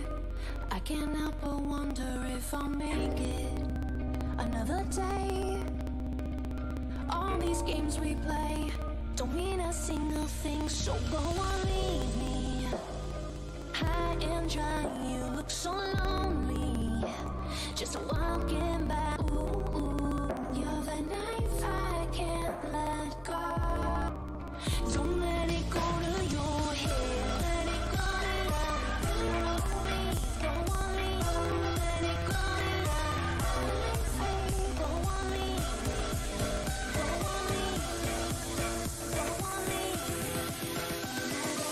I can't let go.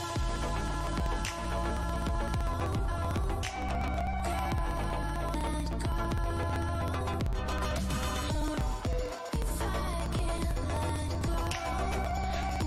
Ooh, you're the knife I can't let go. Don't let it go to your head. Oh, head. My body is alive, and it's not about to fade. Shadow box and spaces you left haunted in my mind. Remember what you said, I won't forget, so go on, leave me high and dry. You look so lonely, baby, so am I. Ooh, you're the knife I can't let go. Don't let it go to your head. Twist the knife a bit harder. Can you kill the monster in me? Twist the knife a bit harder. When I hit the ground, you bleed. Your head. Twist the knife a bit harder. You kill the monster in me. Twist the knife a bit harder. When I hit the ground, you bleed.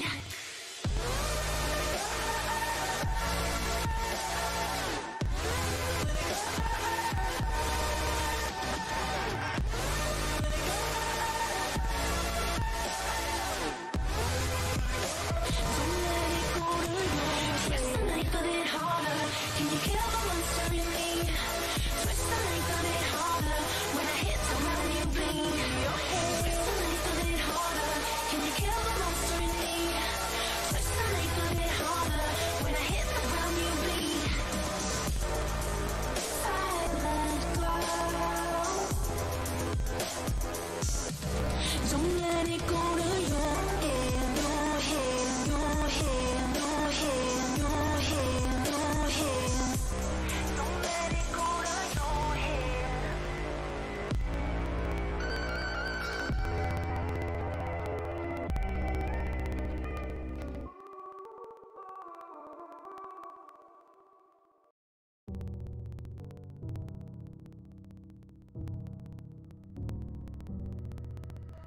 I can feel you flowing through my veins, taking every part, there's no escape. 'Cause I can't deny all of these feelings buried deep inside. I'm out of reasons and I don't know why I ever even tried to put up a fight.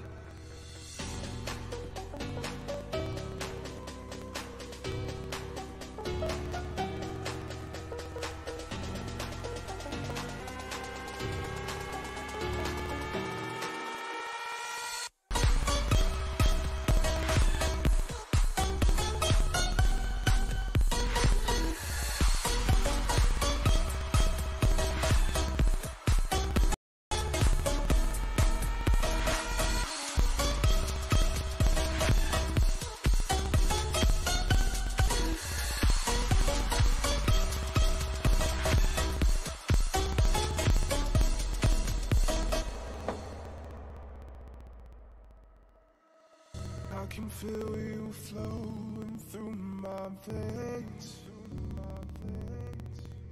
taking every part, there's no escape. Cause I can't deny all of these feelings buried deep inside. I'm not a reason to not don't know why I ever even tried to put up the fight.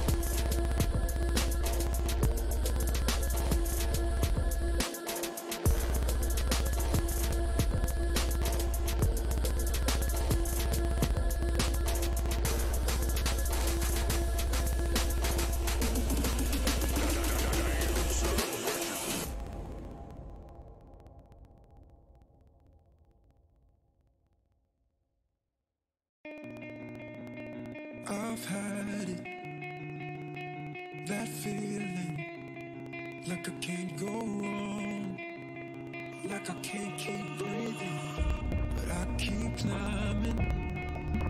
Don't look back now, make my mark and I won't back down.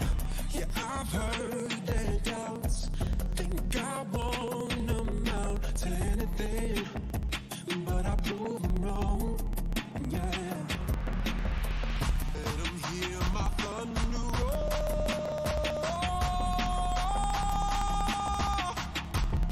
Oh, that's what they've been waiting for. So they're never gonna take me, they're never gonna break me, no.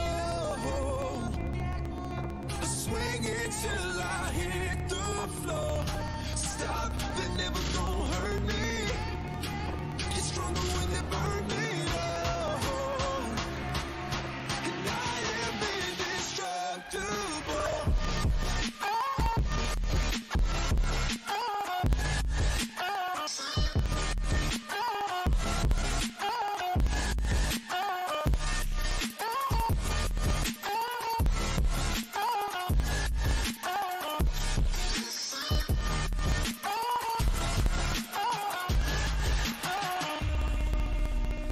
I felt it depleting, like I can't keep pushing.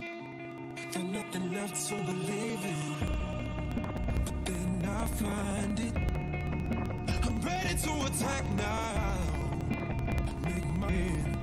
I ain't never gonna back down. Yeah, I've heard that doubt. Think I won't amount to anything, but I prove them wrong. Yeah, yeah. Let them hear my thunder roll.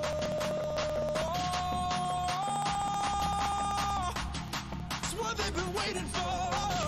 So stop, drop, they're never gonna break me, no. I swing it till I hit the floor. They're never gonna hurt me. Get stronger when they burn me, no. I am indestructible.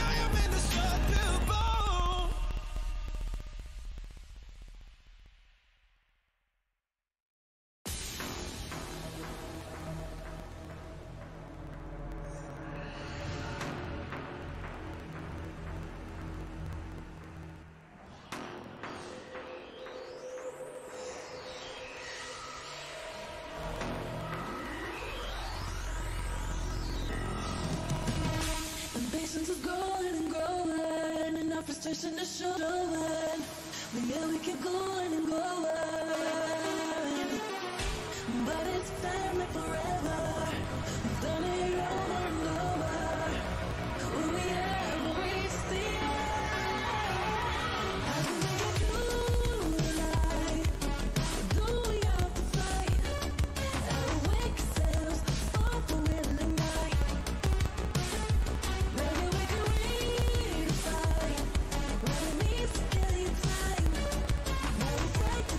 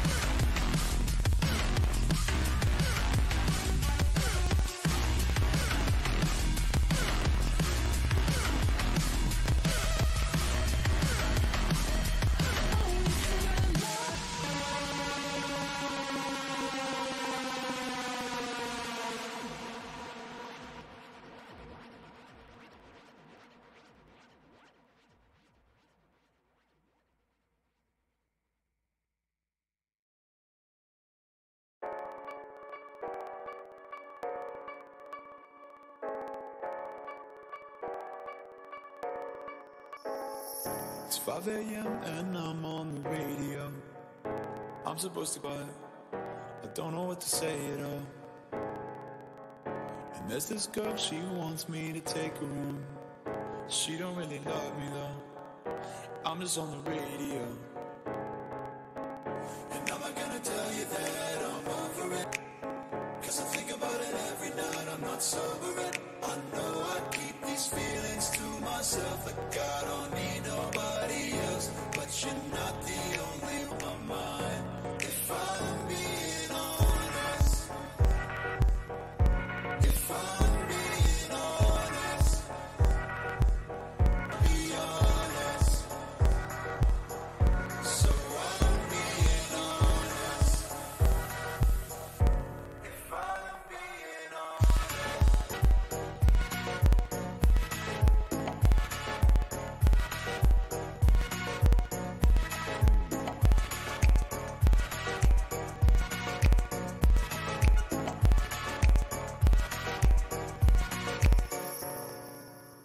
6 a.m. I'm so far away from you. I don't wanna let you down. What am I supposed to do? It's been 3 weeks at least now since I've been gone, and I don't even like the road. I'm just on the radio. And am I gonna tell you that I'm over it? Think about it every night, I'm not sober and I know I keep these feelings to myself. Like I don't need nobody else, but you're not the only one on my mind. If I'm being honest, if I'm being honest, you said I should be honest, so I'm being honest. If I'm being honest.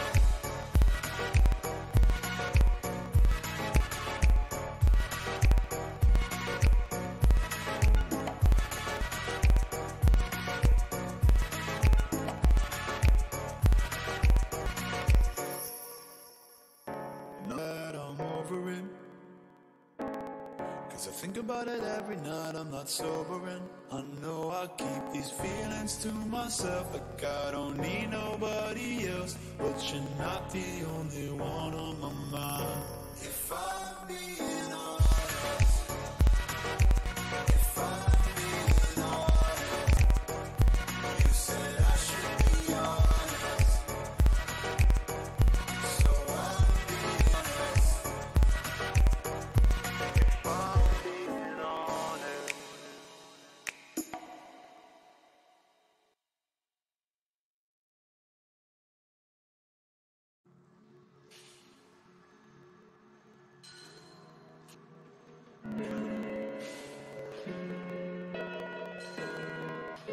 I wonder maybe they never find me. I've been waiting such a long, long, long time to feel it, swallowed by the waters around me. I know I took so many wrong, wrong, wrong turns to see it. Whoa.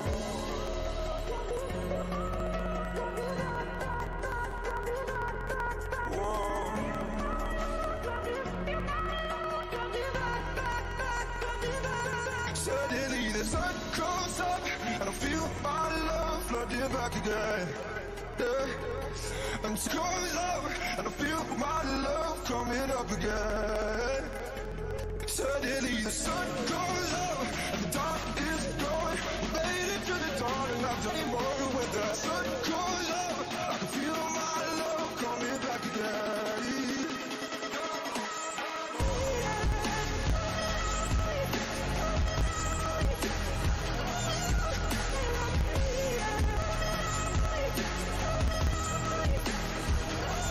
Suddenly the sun goes up.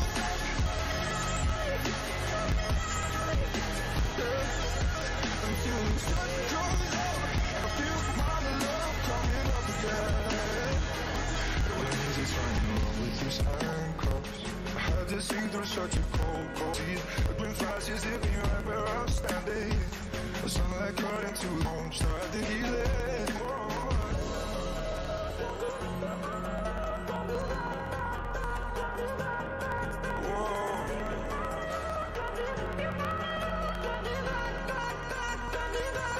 Suddenly the sun comes up and I feel my love flooding back again. Until the sun comes up and I feel my love coming up again. Suddenly the sun comes up and the dark is gone. We made it to the dawn and I don't miss you anymore. When the sun comes up, I can feel my love coming back again.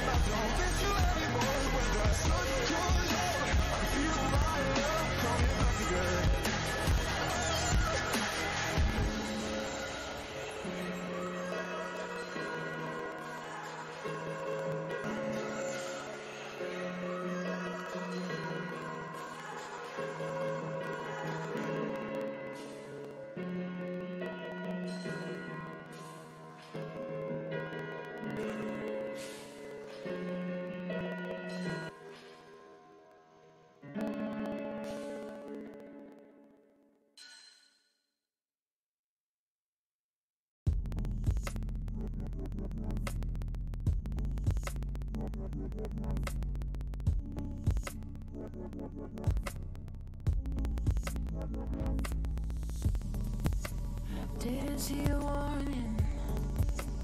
Hits me in the morning. Puts me in the moment. The moment. Didn't find a reason. Hits me in the evening. Hurts me when I breathe in. Feel the way that I do. Don't want anything, know what I do. It's me in the morning. Puts me in the moment. Just look at me now. The sun's setting cold. Look at me now. I'm free, so look at me now. The sun's setting cold. Look at me now. I'm free, so look at me now.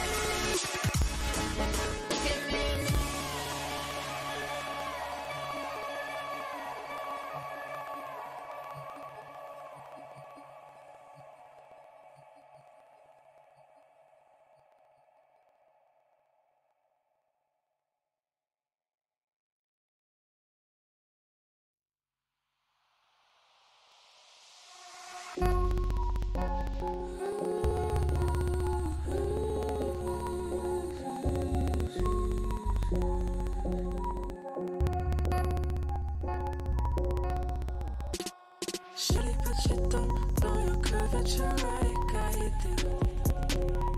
Leave marks on your neck, they pretend in your bed it's distracting you. Everything we used to be, the things you wanna do to me.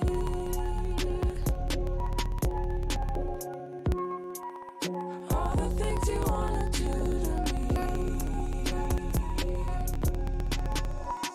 The push and pull, can't let go, 'cause we both know it's gonna take a lot more to get over. It's gonna take a lot more to get over. It's gonna take a lot more to get over. It's gonna take a lot more to get over.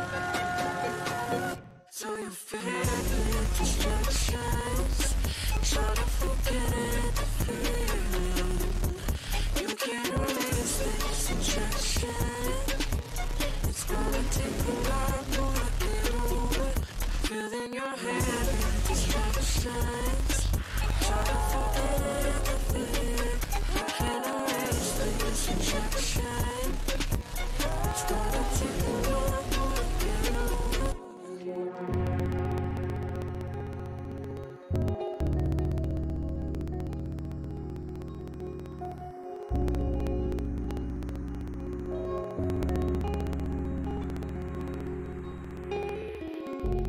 Remember what we used to do.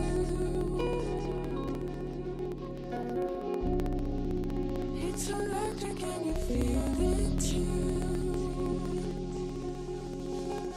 You can be dishonest, say you never think about us. I know you do.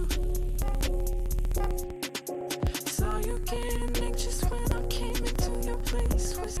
It's nothing like it used to be, but I can feel energy.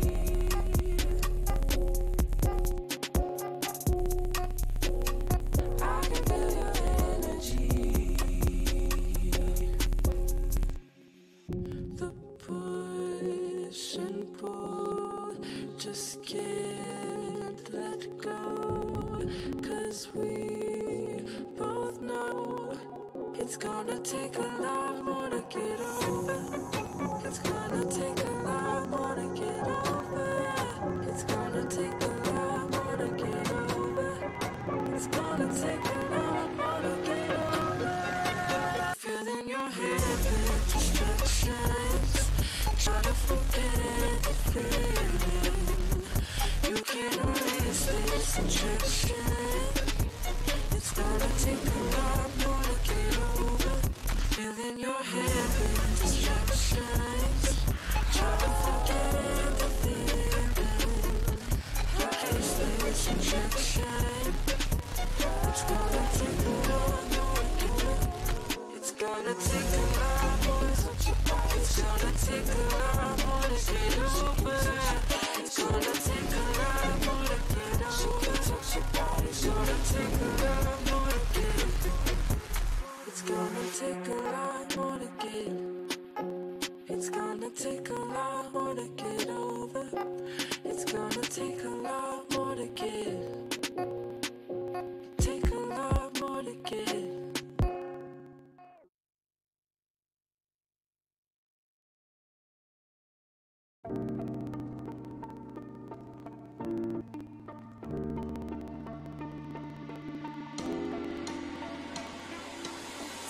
Just another night I'm dreaming. What have you got yourself into? What am I to do? I can hear your tires screaming, rushing away into the night. God only knows where you go to.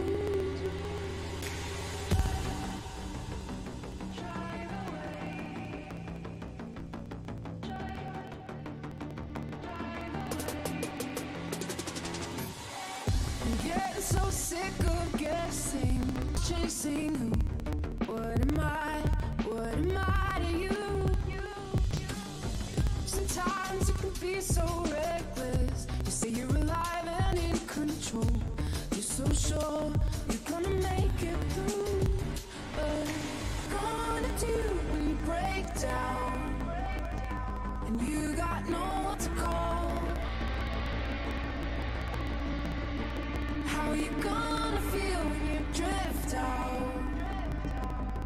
Before you hit the wall, do you think of me at all?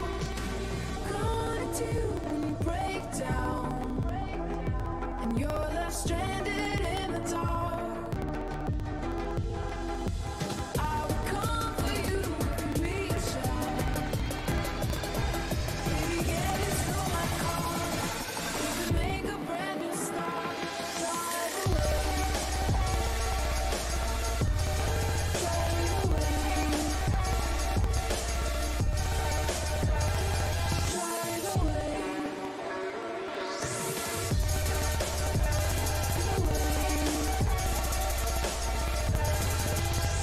Like it or not, you're the head. I know what we are.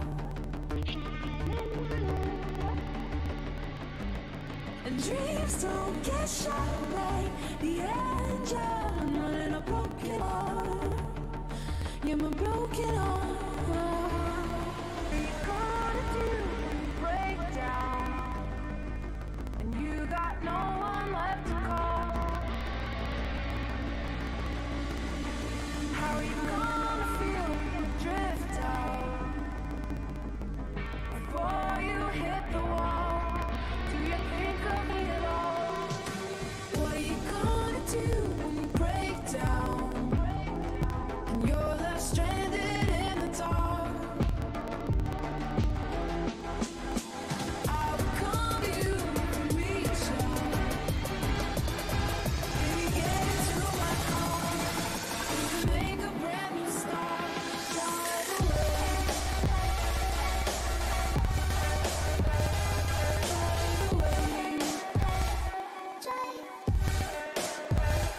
Drive away. Drive away.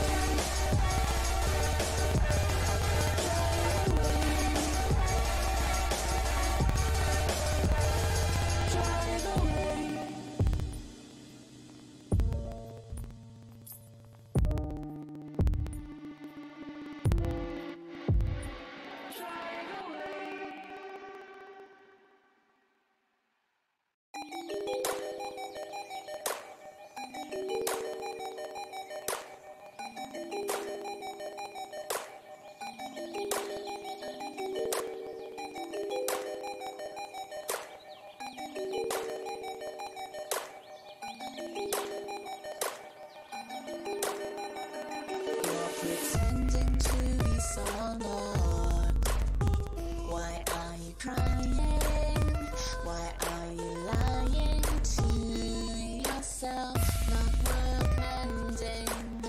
So stop pretending. Open your eyes, open your ears. Let the madness disappear. Can't see straight, can't see a lot of things. Naivety's got the best.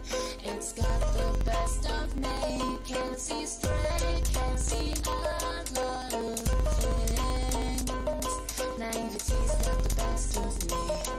It's got the best of me. Got my head in the clouds, I am a daydreamer. Getting lost in the crowd, finding my way to you. Got my head in the clouds, I am a daydreamer. Getting lost in the crowd, getting lost in the crowd. Got my head in the clouds, I am a daydreamer. Getting lost in the crowd, finding my way.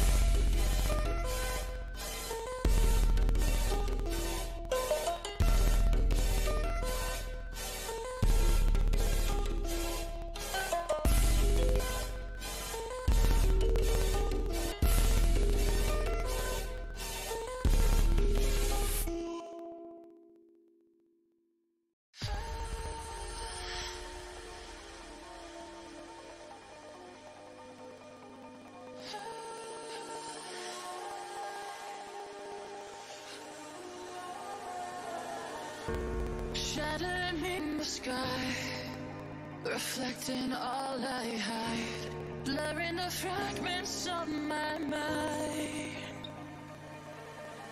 And I don't need you to love me anymore. As long as you tell me, show me what I'm looking for. You're the truest lie I lost my heart in. Every time I try, I can't let go.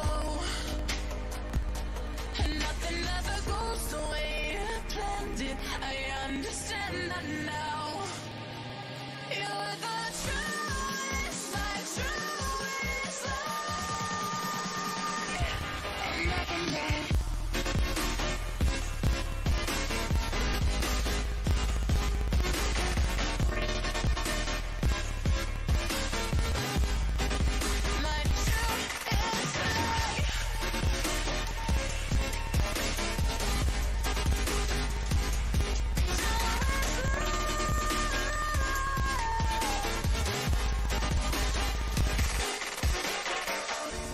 All the delusions I believe are in me, and in the chaos I find my peace.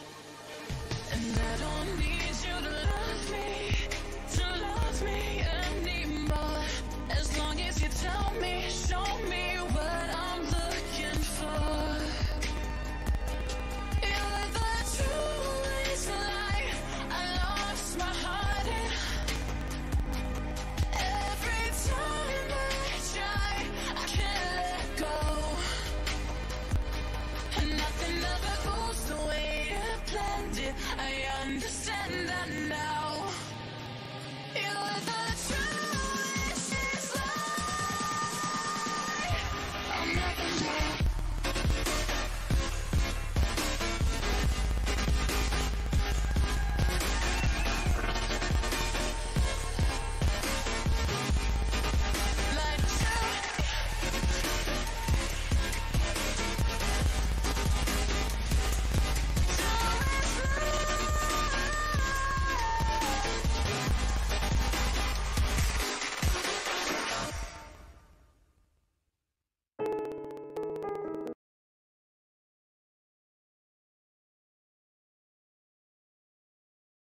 疑犯喎，當然警察梗係要拘捕疑犯啦，冇乜嘢啊！佢哋唔知，佢哋直係謀殺啦！台長，我哋改編啊，當堂謀殺香港人啊！但係我都唔知佢哋裏邊高層做咩嘅，可能佢都想咁寫，但係入邊咧就好多咧燒壞腦嘅啊！佢哋人多啊，人多就可以惡啊嘛，係咪？有啲人話我哋今次嚟呢度，喂唔係好多人啫喎。我話俾你聽，梗係唔係好多人啦，因為個個對香港電台已經心灰意冷啦。你知唔知再出嚟都冇意思啊？我要話俾香港政府聽啊，呢個咁嘅電台一就係執佢。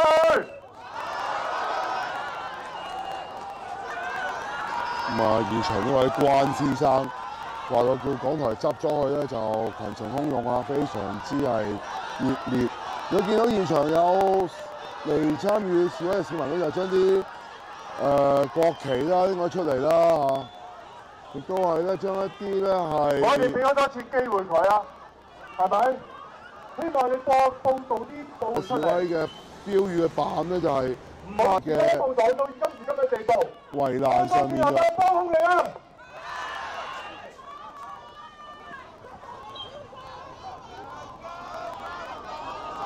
不過，我都希望而家社會咧開始慢慢少少平靜啊，因為點解啊？拉緊啲暴徒啊嘛。咁我哋係咪要多謝我哋香港警察？係。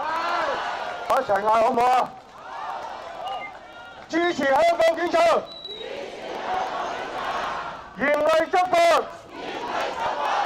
支持香嚴厲執法！其實香港警察對我哋真係好好。老實講，大家都係公務員，我哋係打份工啫，香港電台都係打份工啫，點解差咁遠？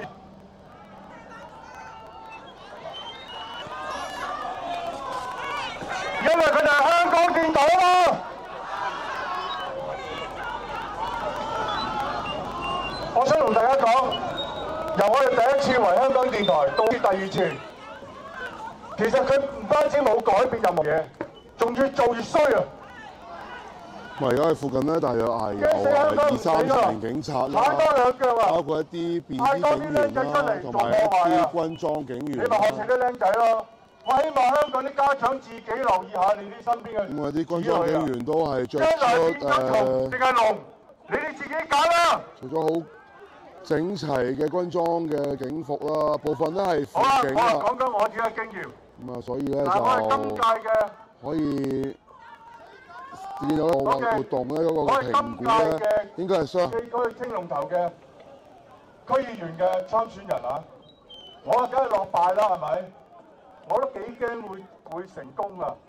因為入到去見到成班曱甴，我真係忍唔住啊！一逐隻揾殺蟲水殺佢哋啊！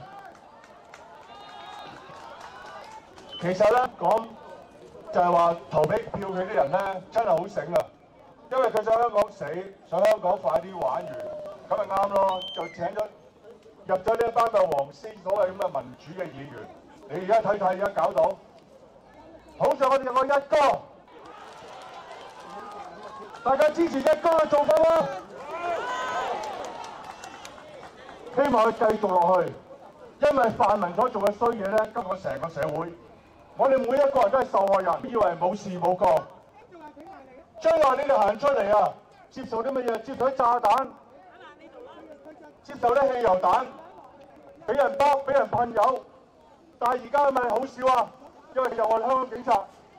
好啦，我而家希望大家記住一樣嘢，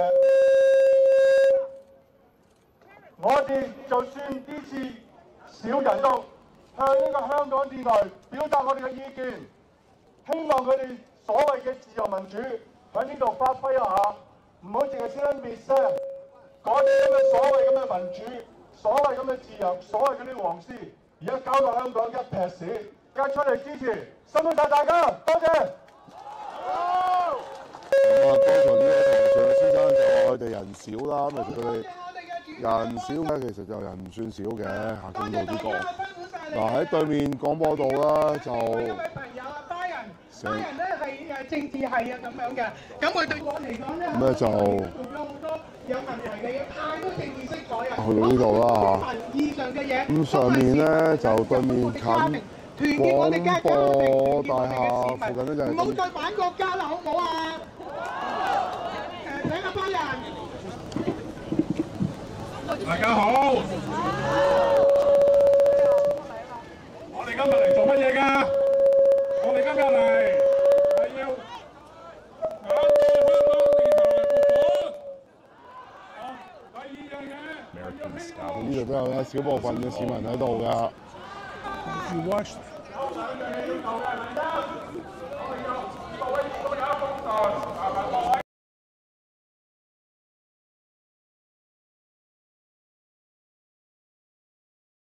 The recent fight with the National Basketball Association. Right. I mean, here's a great country coercing a basketball association over a single tweet. And they brought enormous power to bear, like Winnie the Pooh. Somebody made fun of Xi Jinping and said that he was the Winnie the Pooh of China. They boo.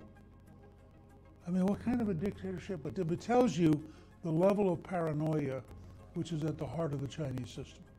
According to former House Speaker Newt Gingrich, why is communist-ruled China America's greatest threat? What did American leaders get wrong about China in the past decades? And how did this contribute to the Chinese regime? Why does it matter that it's communist? And what is the significance of Vice President Mike Pence's support for the Hong Kong protesters and the continued freedom of Taiwan? This is American Thought Leaders, and I'm Jan Jekielek. Down with Newt Gingrich, author, historian, and former Speaker of the U.S. House of Representatives, to discuss his new book, Trump versus China, Facing America's Greatest Threat. Speaker Newt Gingrich, wonderful to have you on American Thought Leaders. Glad to be here. So it's an auspicious day to be speaking with you. The Vice President just gave his big seminal second speech about China, just I think not an hour ago, something like this. So I wanted to speak to something that he mentioned. He actually spoke to many issues that you cover in the book, Trump versus China. And so one of the things that he talked about is how the American establishment was involved in the rise of communist China recently. And you yourself have even say in the book that you, as someone that was part of the establishment, obviously at some point that you were wrong about what China was up to. And the Vice President actually said that the political establishment was of China as a bad actor. Right. And I want to see what you think about that. Well, I think that a lot of us took a view that turned out to be inaccurate or false. We thought that as China moved towards an open political system, we thought that as their general income rose, they'd become more normal in the Western meaning of that word. We greatly underestimated the secret police and the power of the Communist Party. And I think in that sense, we had painted a picture of China that made us feel good, just didn't resemble China. I see. And what about this idea that there might have been active participation on some, maybe the political or the economic elite in America?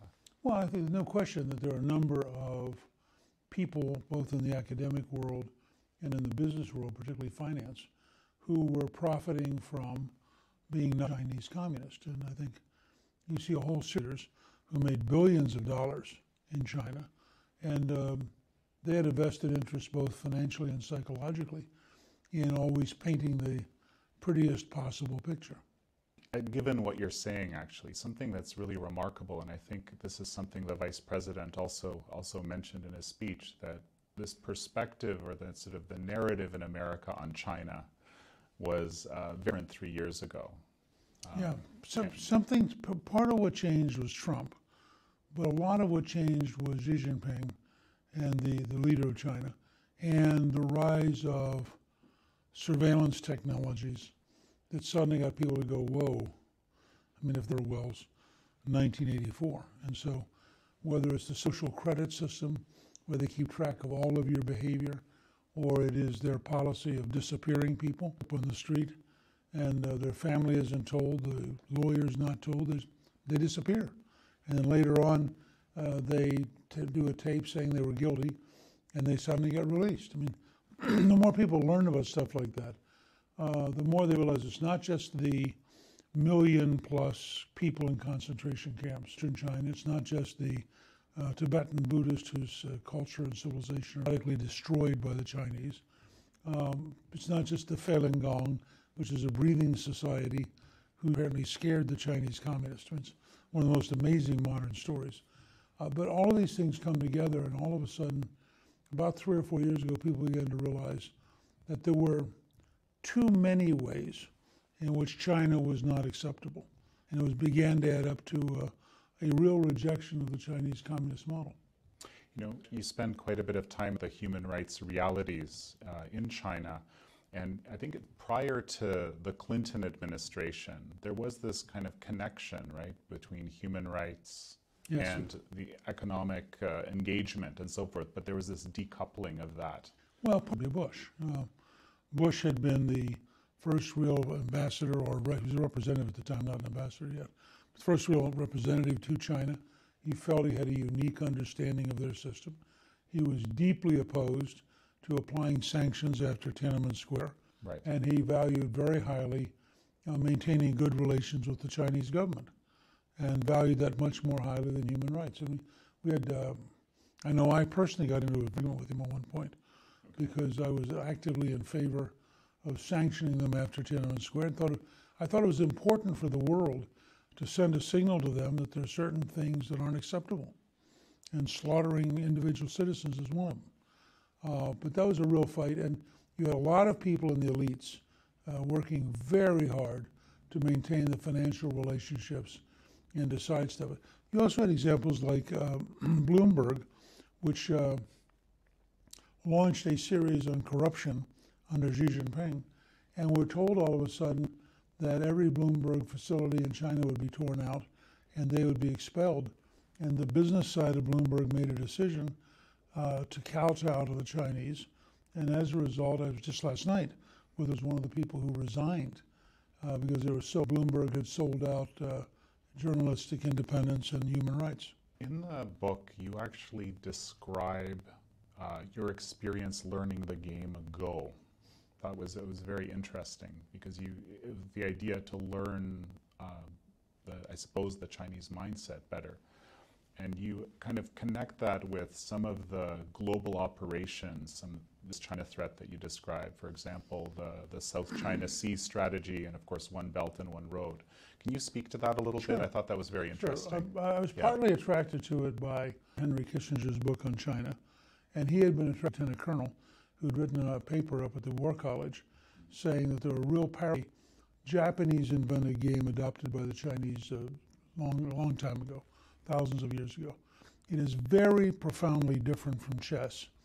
In chess, you ultimately want to capture the king, and you swap pieces, and in a sense, Go is a game in which your real goal is not your opponent. Your real goal is to acquire territory. And very often, if you can find ways to acquire territory without fighting your opponent, you'll take that route. And so we actually had in Arlington come in one night, and we got some beer and pizza and spent hours having the basics. And what it teaches you is, first of all, to always, on every move, look at the board. Never get sucked into looking only at one thing. Secondly, to always consciously think about whether or not you're improving your position in terms of territory. So I would argue you could take the South China Sea campaign and really see exactly the influence of Go on Chinese leadership. By the very calm, methodical way, they've gradually extended their influence and gradually built up their forces. I mean, it's really a very interesting, very powerful campaign. So, there's this element of more kind of traditional Chinese thinking in everything that's being done, but you go out of your way in the book to actually talk about how China remains a Leninist state run by a communist party, the government. And again, you go to some pains to explain that. I think that's incredibly important. I'd love it if you could speak to why. Yeah, well let me start by saying that you have to draw a distinction between Chinese culture, which has a 5,000-year history, and the Chinese political system, which is based essentially on Lenin and Stalin. Chinese communists in the early 1920s were looking for a model of success, and the most successful revolution they could find was the Russian Revolution. So they actively studied it. Deng Xiaoping, who's one of the founders of the party, actually goes to Moscow and spends a year at Lenin University learning how to run a totalitarian system. And they build a model which is very powerful and is very much a Stalinist model. The original core group really admired Stalin. They saw him as sort of the model for them. Most of them short history of the Bolshevik Revolution, which is like 700 pages. And they treasured it. And it's very interesting. It's very hard to read, but it's very interesting stuff in terms of how you have a continuous revolution and you constantly are changing things. One of the ways you can really clarify this in a very simple way, I'm trying to get the administration and the news media to start first as the Secretary General, as the General Secretary of the Communist Party, which has 90 million members. By comparison, Trump got 63 million votes. So they actually have more than his total vote. Second, he is the chair of the Military Commission, which supervises the People's Liberation Army. And it's very important to remember that the People's Liberation Army is a branch of the party, not the government. And then third, he is, in his least important job, he is the president of the People's Republic of China. Well, when you understand that, you begin to realize this is a really communist system which owns the government as a communist system. And so every time you're negotiating or talking with them, people who at the top are hardcore Leninists and who absolutely believe in a centralized dictatorship. And the party is paramount over everything. The party is the reason for being, the raison d'etre. I mean, they're never going to make a decision which helps the government at the expense of the party, because the party is the center of gravity, just as it would have been under Stalin and under Lenin to Khrushchev. You begin to get somebody who is deviating and forgetting the real purpose of the revolution. So in the book, you describe a number of prescriptions for how America can deal with the communist China threat. Now, you mentioned that you don't see it stopping being communist anytime soon necessarily. Would these, let's say the Communist Party did fall, let's say it did go away, would that change how we would engage China? I think, well, I mean, first of all, if it just fell, you'd have chaos. I mean, China has these cycles where they occasionally will go into remarkably violent periods. The rebellion in the mid-19th century probably killed 75 million people. In some ways, the Cultural Revolution was a reversion to that kind of Chinese chaos. And it's one of the reasons the leadership is so careful not to let it break down, because they've seen it, they know what it's like. So I think that in that sense, if you waved a magic wand and tomorrow morning you had a non-communist China, I think we would not have any great arguments with them. I think, you know, you'd negotiate over trade, you'd negotiate over foreign policy, but they wouldn't be a threat to us. So they would be a fascinating country with a great history, and people would see them differently. But an organizing system of 90 million people, the Communist Party, who are then organizing 1,400,000,000 people, and who have a pretty clear sense coming out of 5,000 years of Chinese history that they really want to recreate the Middle Kingdom so that they're at the center of the world and the rest of the world's paying tribute to them. Not particularly because they're aggressive in the sense of Wilhelmine Germany or even in the sense of the Soviets, but rather because in their historic memory, it's their natural due. It's how it should be. It's how it was. Remember, China are the most prosperous, most complex in the world until 1800. Mm-hmm. So from their perspective, they've had this 100 years of humiliation, and now they're ready to be Chinese again. And they see it more as a reassertion of the natural order of things, not as an act of aggression. Unfortunately, with this, Marxist-Leninist party over top of everything. Yeah, I would say remarkably little Marx. Marx gradually disappeared, but Leninism as a model for organizing power is a remarkably effective system. So going back to the reality where the Communist Party very much is in charge, and going back to the human rights question, would you advocate for a recoupling of the economics and the human rights? Sure. I think we ran a strategy for China that has as its long-term goal, one, capability to reach out around the world, and two, helping the Chinese people migrate towards freedom. I mean, in the long run, we have a very deep interest in a non-communist China. Absolutely. And this is a very broad question, because actually I think the book does an incredible job at kind of exploring what the actual China threat is to America, not just America, to the world, right. Frankly. Can you broadly speaking, how would you describe this threat? Well, look, there are two core threats in the development of the Chinese dictatorship. The first is the rise of technologies which enables them to go to dictators and say, we'll be happy to make sure you can stay in power because we'll give you all sorts of cameras and artificial intelligence and tracking so that you can really control your people. So in that sense, they represent the rise of think of it as a capitalist dictatorship. And they're offering people a chance to have a new model that's an alternative to the Western model of freedom and openness. The second thing is, I think that they have a real interest, to reach out around the world and to have the world basically be obedient to the Communist Party. I mean, if you watch the recent fight with the National Basketball Association, right. I mean, here's a great country coercing the Basketball Association over a single tweet. and they brought enormous power to bear. My favorite example is Winnie the Pooh. Somebody made fun of Xi Jinping as the Winnie the Pooh of China. They banned Winnie the Pooh. I mean, what kind of a dictatorship bans Winnie the Pooh? It tells you the level of paranoia which is at the heart of the Chinese system. One of the things the vice president mentioned was that America stands for freedom with Taiwan and actually with the people of Hong Kong.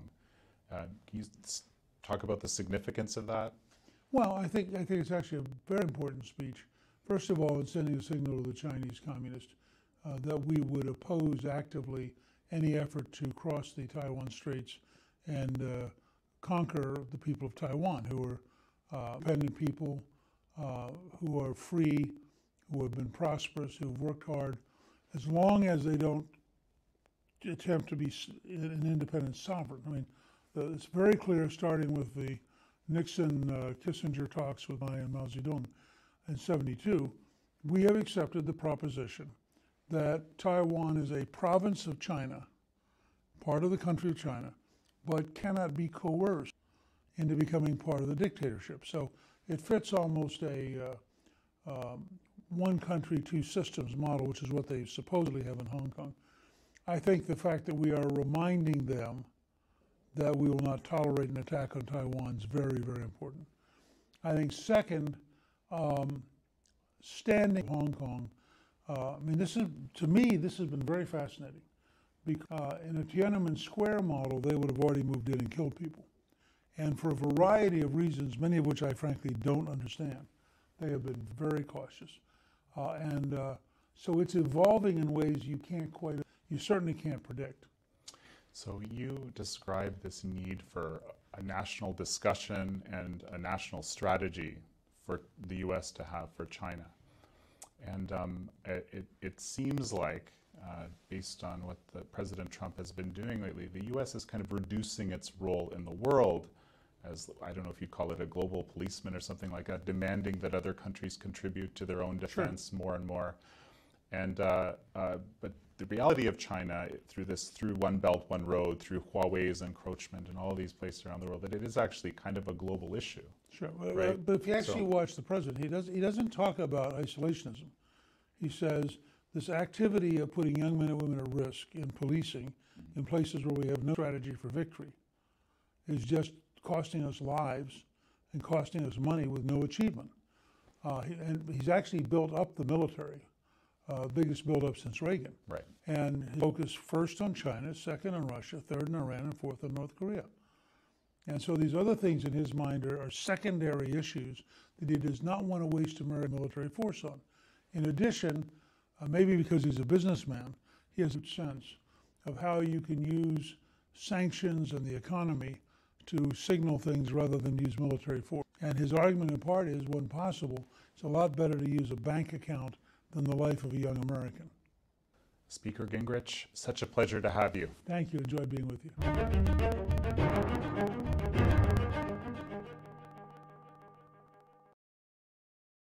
Is climate change actually causing a crisis, as many are saying? In the global warming debate, what is the actual settled science that most scientists agree on? And what exactly is being contested? And how will climate change in 2020? This is American Thought Leaders. Today we sit down with Myra Nebel, the Director of Global Warming and International Environmental Policy at the Competitive Enterprise Institute, a nonprofit think tank, Enterprise and Individual Liberty. We explore the climate change debate through his eyes, including the stark differences between climate change projection models and actual measurement data, the role of China in global greenhouse gas emissions, the Green New Deal, the political interests behind the push for wind and solar, and how this overall debate will impact 2020. Well, wonderful to have you on American Thought Leaders. Thanks for having me on. So something caught my attention yesterday.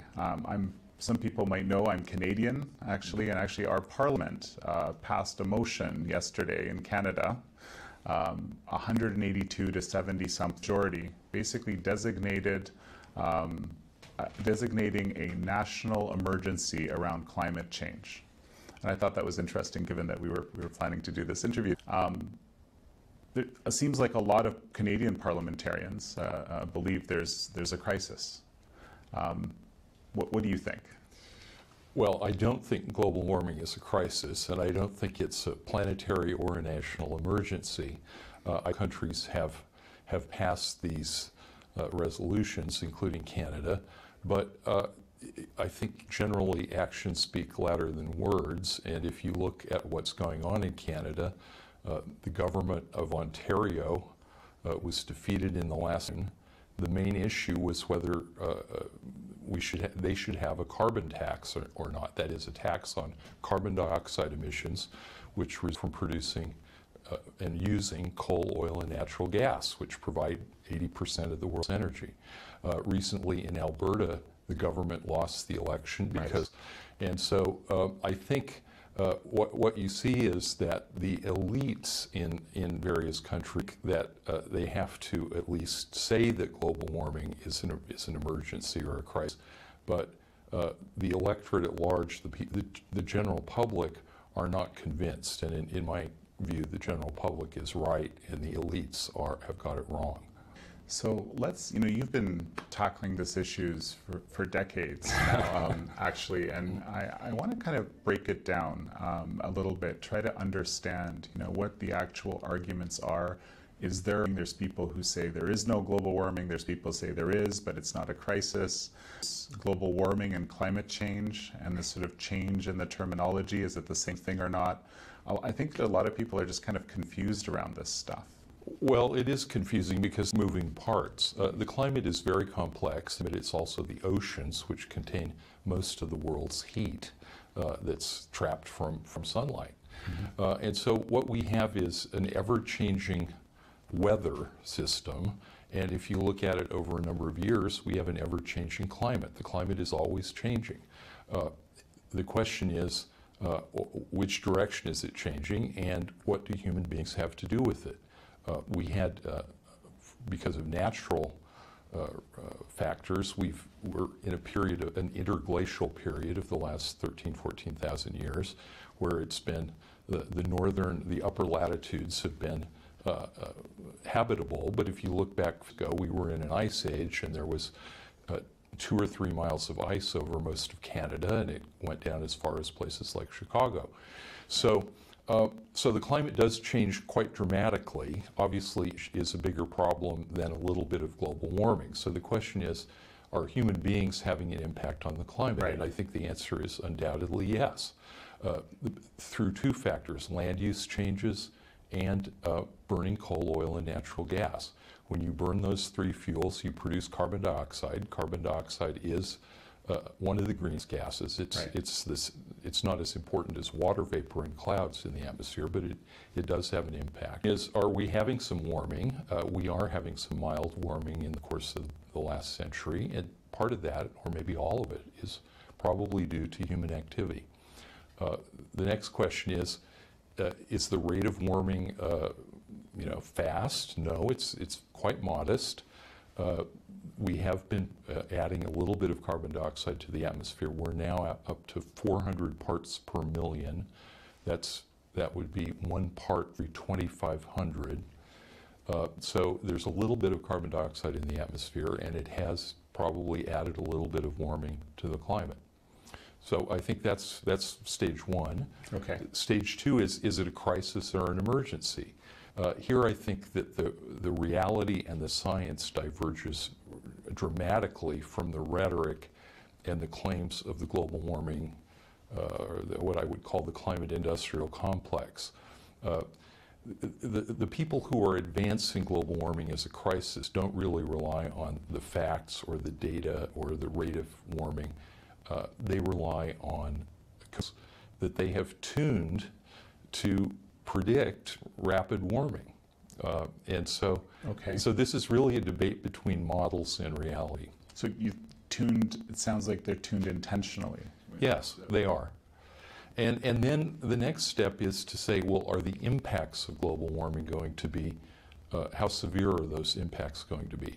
Well, they have a lot of studies that predict that the impacts are going to be very severe, but in fact, if you look at what's actually happened, the impacts have been very modest. They've been mild.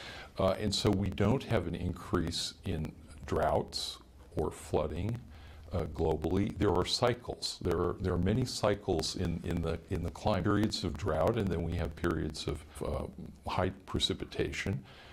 There's no long-term trend in terms of storms. There's no long-term trend in terms of tropical storms like typhoons and hurricanes. So the question is, what's the fuss about if there is no long-term trend in any of these impacts of warming? Well, the claim is, well, we have some assumptions that it's going to get much worse right around the corner. I think the evidence for those claims is very minimal. And I think the other flip side of it is that the biosphere, plant life, requires carbon dioxide for photosynthesis. So one of the direct impacts, not indirect carbon dioxide levels, is the greening of the Earth. And so what we've and you can see this by going to the NASA webpage on this. Okay. There's a dramatic greening of the Earth, both in the forests and in the grasslands, since the 1970s, when the satellites went up and they started taking photographs. And of course, greening of the Earth means higher food production as well. I think food production, there's a claim by the global warming crowd that food production is going to go down. But in fact, food production has been going up every decade for a long, long time. Part of that is better technology, yeah, plant science, and so on. But part of it is clearly due to the greening of the Earth. So this is fascinating what you're saying, but it seems to stand in the face of a lot of, like, for example, I didn't mean some of the more extreme things where we have 12 years left to turn things around. Right. You're saying there's nothing to turn around. So this is there's a lot of room between there's nothing to turn around and we have 12 years or it's over.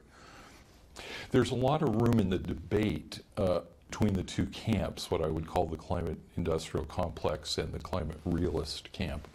But there isn't much middle ground to fight over in the policy arena, because if you buy that global warming is a crisis and that it presents all of these imminent threats, then you have to sign on to the agenda that we have to turn the world's economy upside down.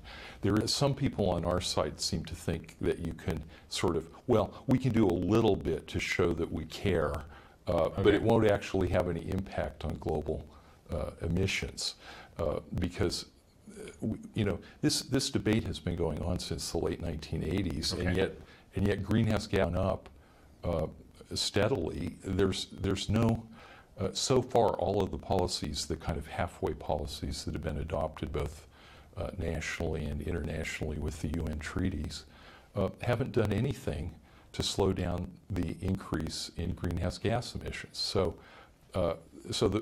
if you believe it's a crisis, the policies that we've had so far have done nothing to address the issue. I don't think they were, I really don't believe that the people pushing these policies actually believe that global warming is a crisis, because if they did, they wouldn't have been pushing the policies that we've seen for the last 25 or 30 years. It's a fascinating thing to say. Okay, how are the policies that these folks, as you say, having versus the policies that would actually have an impact? We have international treaties with the UN Framework Convention on Climate Change in 1992, signed at the Rio Earth Summit, the Kyoto Protocol in 97.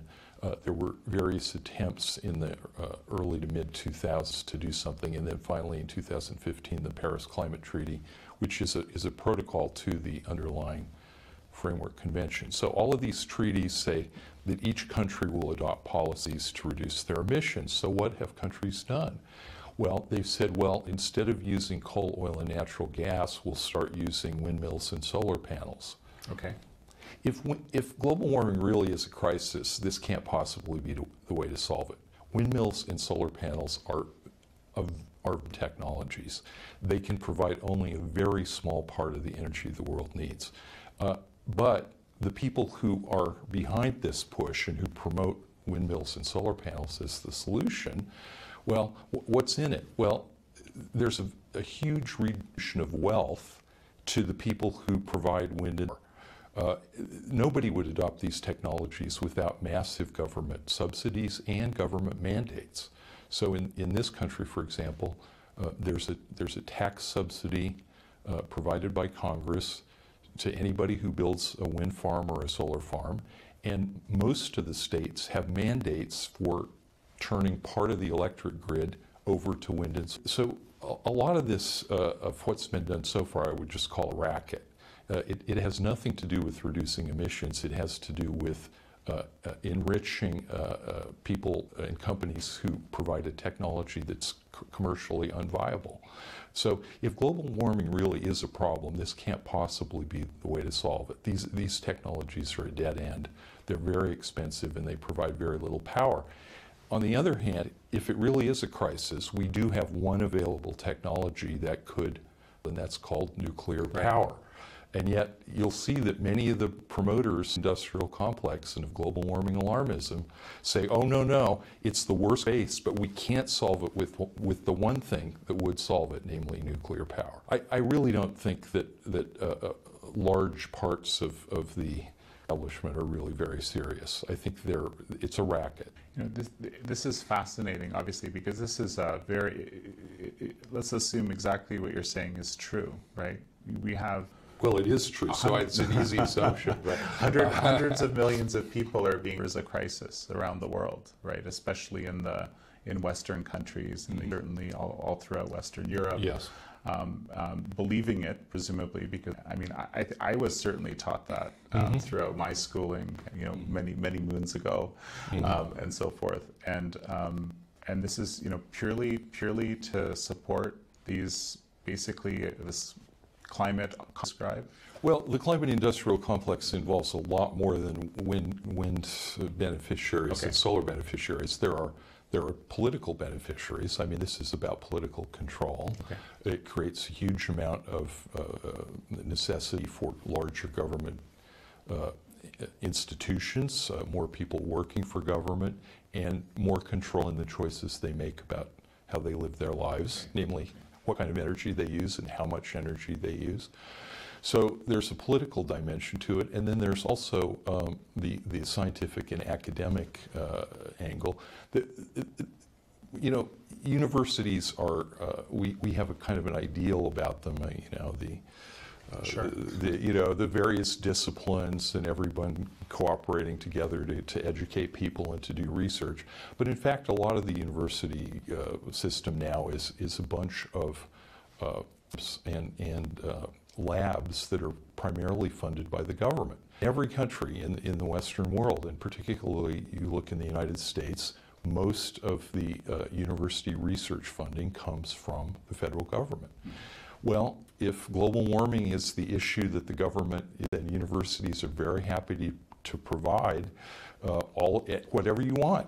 And so we now have programs in not only just basic research in the climate, but all kinds of social science programs for, you know, how to convince people that global warming is a crisis, we could go through a long list of things, most rubbish, I would say. And yet there's a huge amount of funding there, and there's a huge amount of academic advancement for the people who say the right things and provide the right results. So there's a lot to the climate industrial complex, profit motive. There's also the political power, and there's also the academic growth. So, you know, let's look at the Paris Climate Change Accord for a moment. The U.S. withdrew recently. I know that you were, you know, an avid proponent of withdrawal and so forth. One of the issues is that a lot of the countries that have signed on to this doesn't look like they're actually keeping or you know, moving in the direction of actually keeping their promises. So. Well, of course, the promises were very. They were across. So the United States under the Obama administration and the European Union, other countries like Canada, undertook very significant cuts in that they promised to make in the next 15 to 20 years. People promised that their emissions would keep going up, but they would peak by 2030. Well, they have they have economic models that show that with the economic growth that they predict will peak by 2030, so they don't have to do anything. Okay. India made a very realistic promise. India said, well, if the world cares about greenhouse gas emissions and thinks that global warming is a problem, we do our part. However, India, we are a very poor country, and we are just starting to electrify. Most people do not have access to regular electricity, and most people, even though India is a very hot country. So we will be happy to cut our very expensive to replace coal-fired power plants with more expensive alternatives. So we'll do it if we're paid to do it. Okay. That is, if the Western world pays India, they will be happy to make these changes. But they're not going to sacrifice their own economic future and the well-being of their people, 1 billion people in India. Right. They're not going to sacrifice their people for a Western. Okay. What is it? Doesn't China produce something like a quarter of the global emissions? I can't remember what the number is, right? But it's something quite substantial. Yes, and of course China has the world's largest population, so we would expect that since they've been in this economic growth mode for the last generation, that their emissions would go up, but they've gone up dramatically. I mean, much faster than the predictions by the the gurus at the OECD and the Department of Energy here that predict the future. So China's emissions are now over 25%, and that means that they're larger than the United States and the European Union combined. And they're still going up, whereas Europe's are flat. So I believe that within 10 years, China's emissions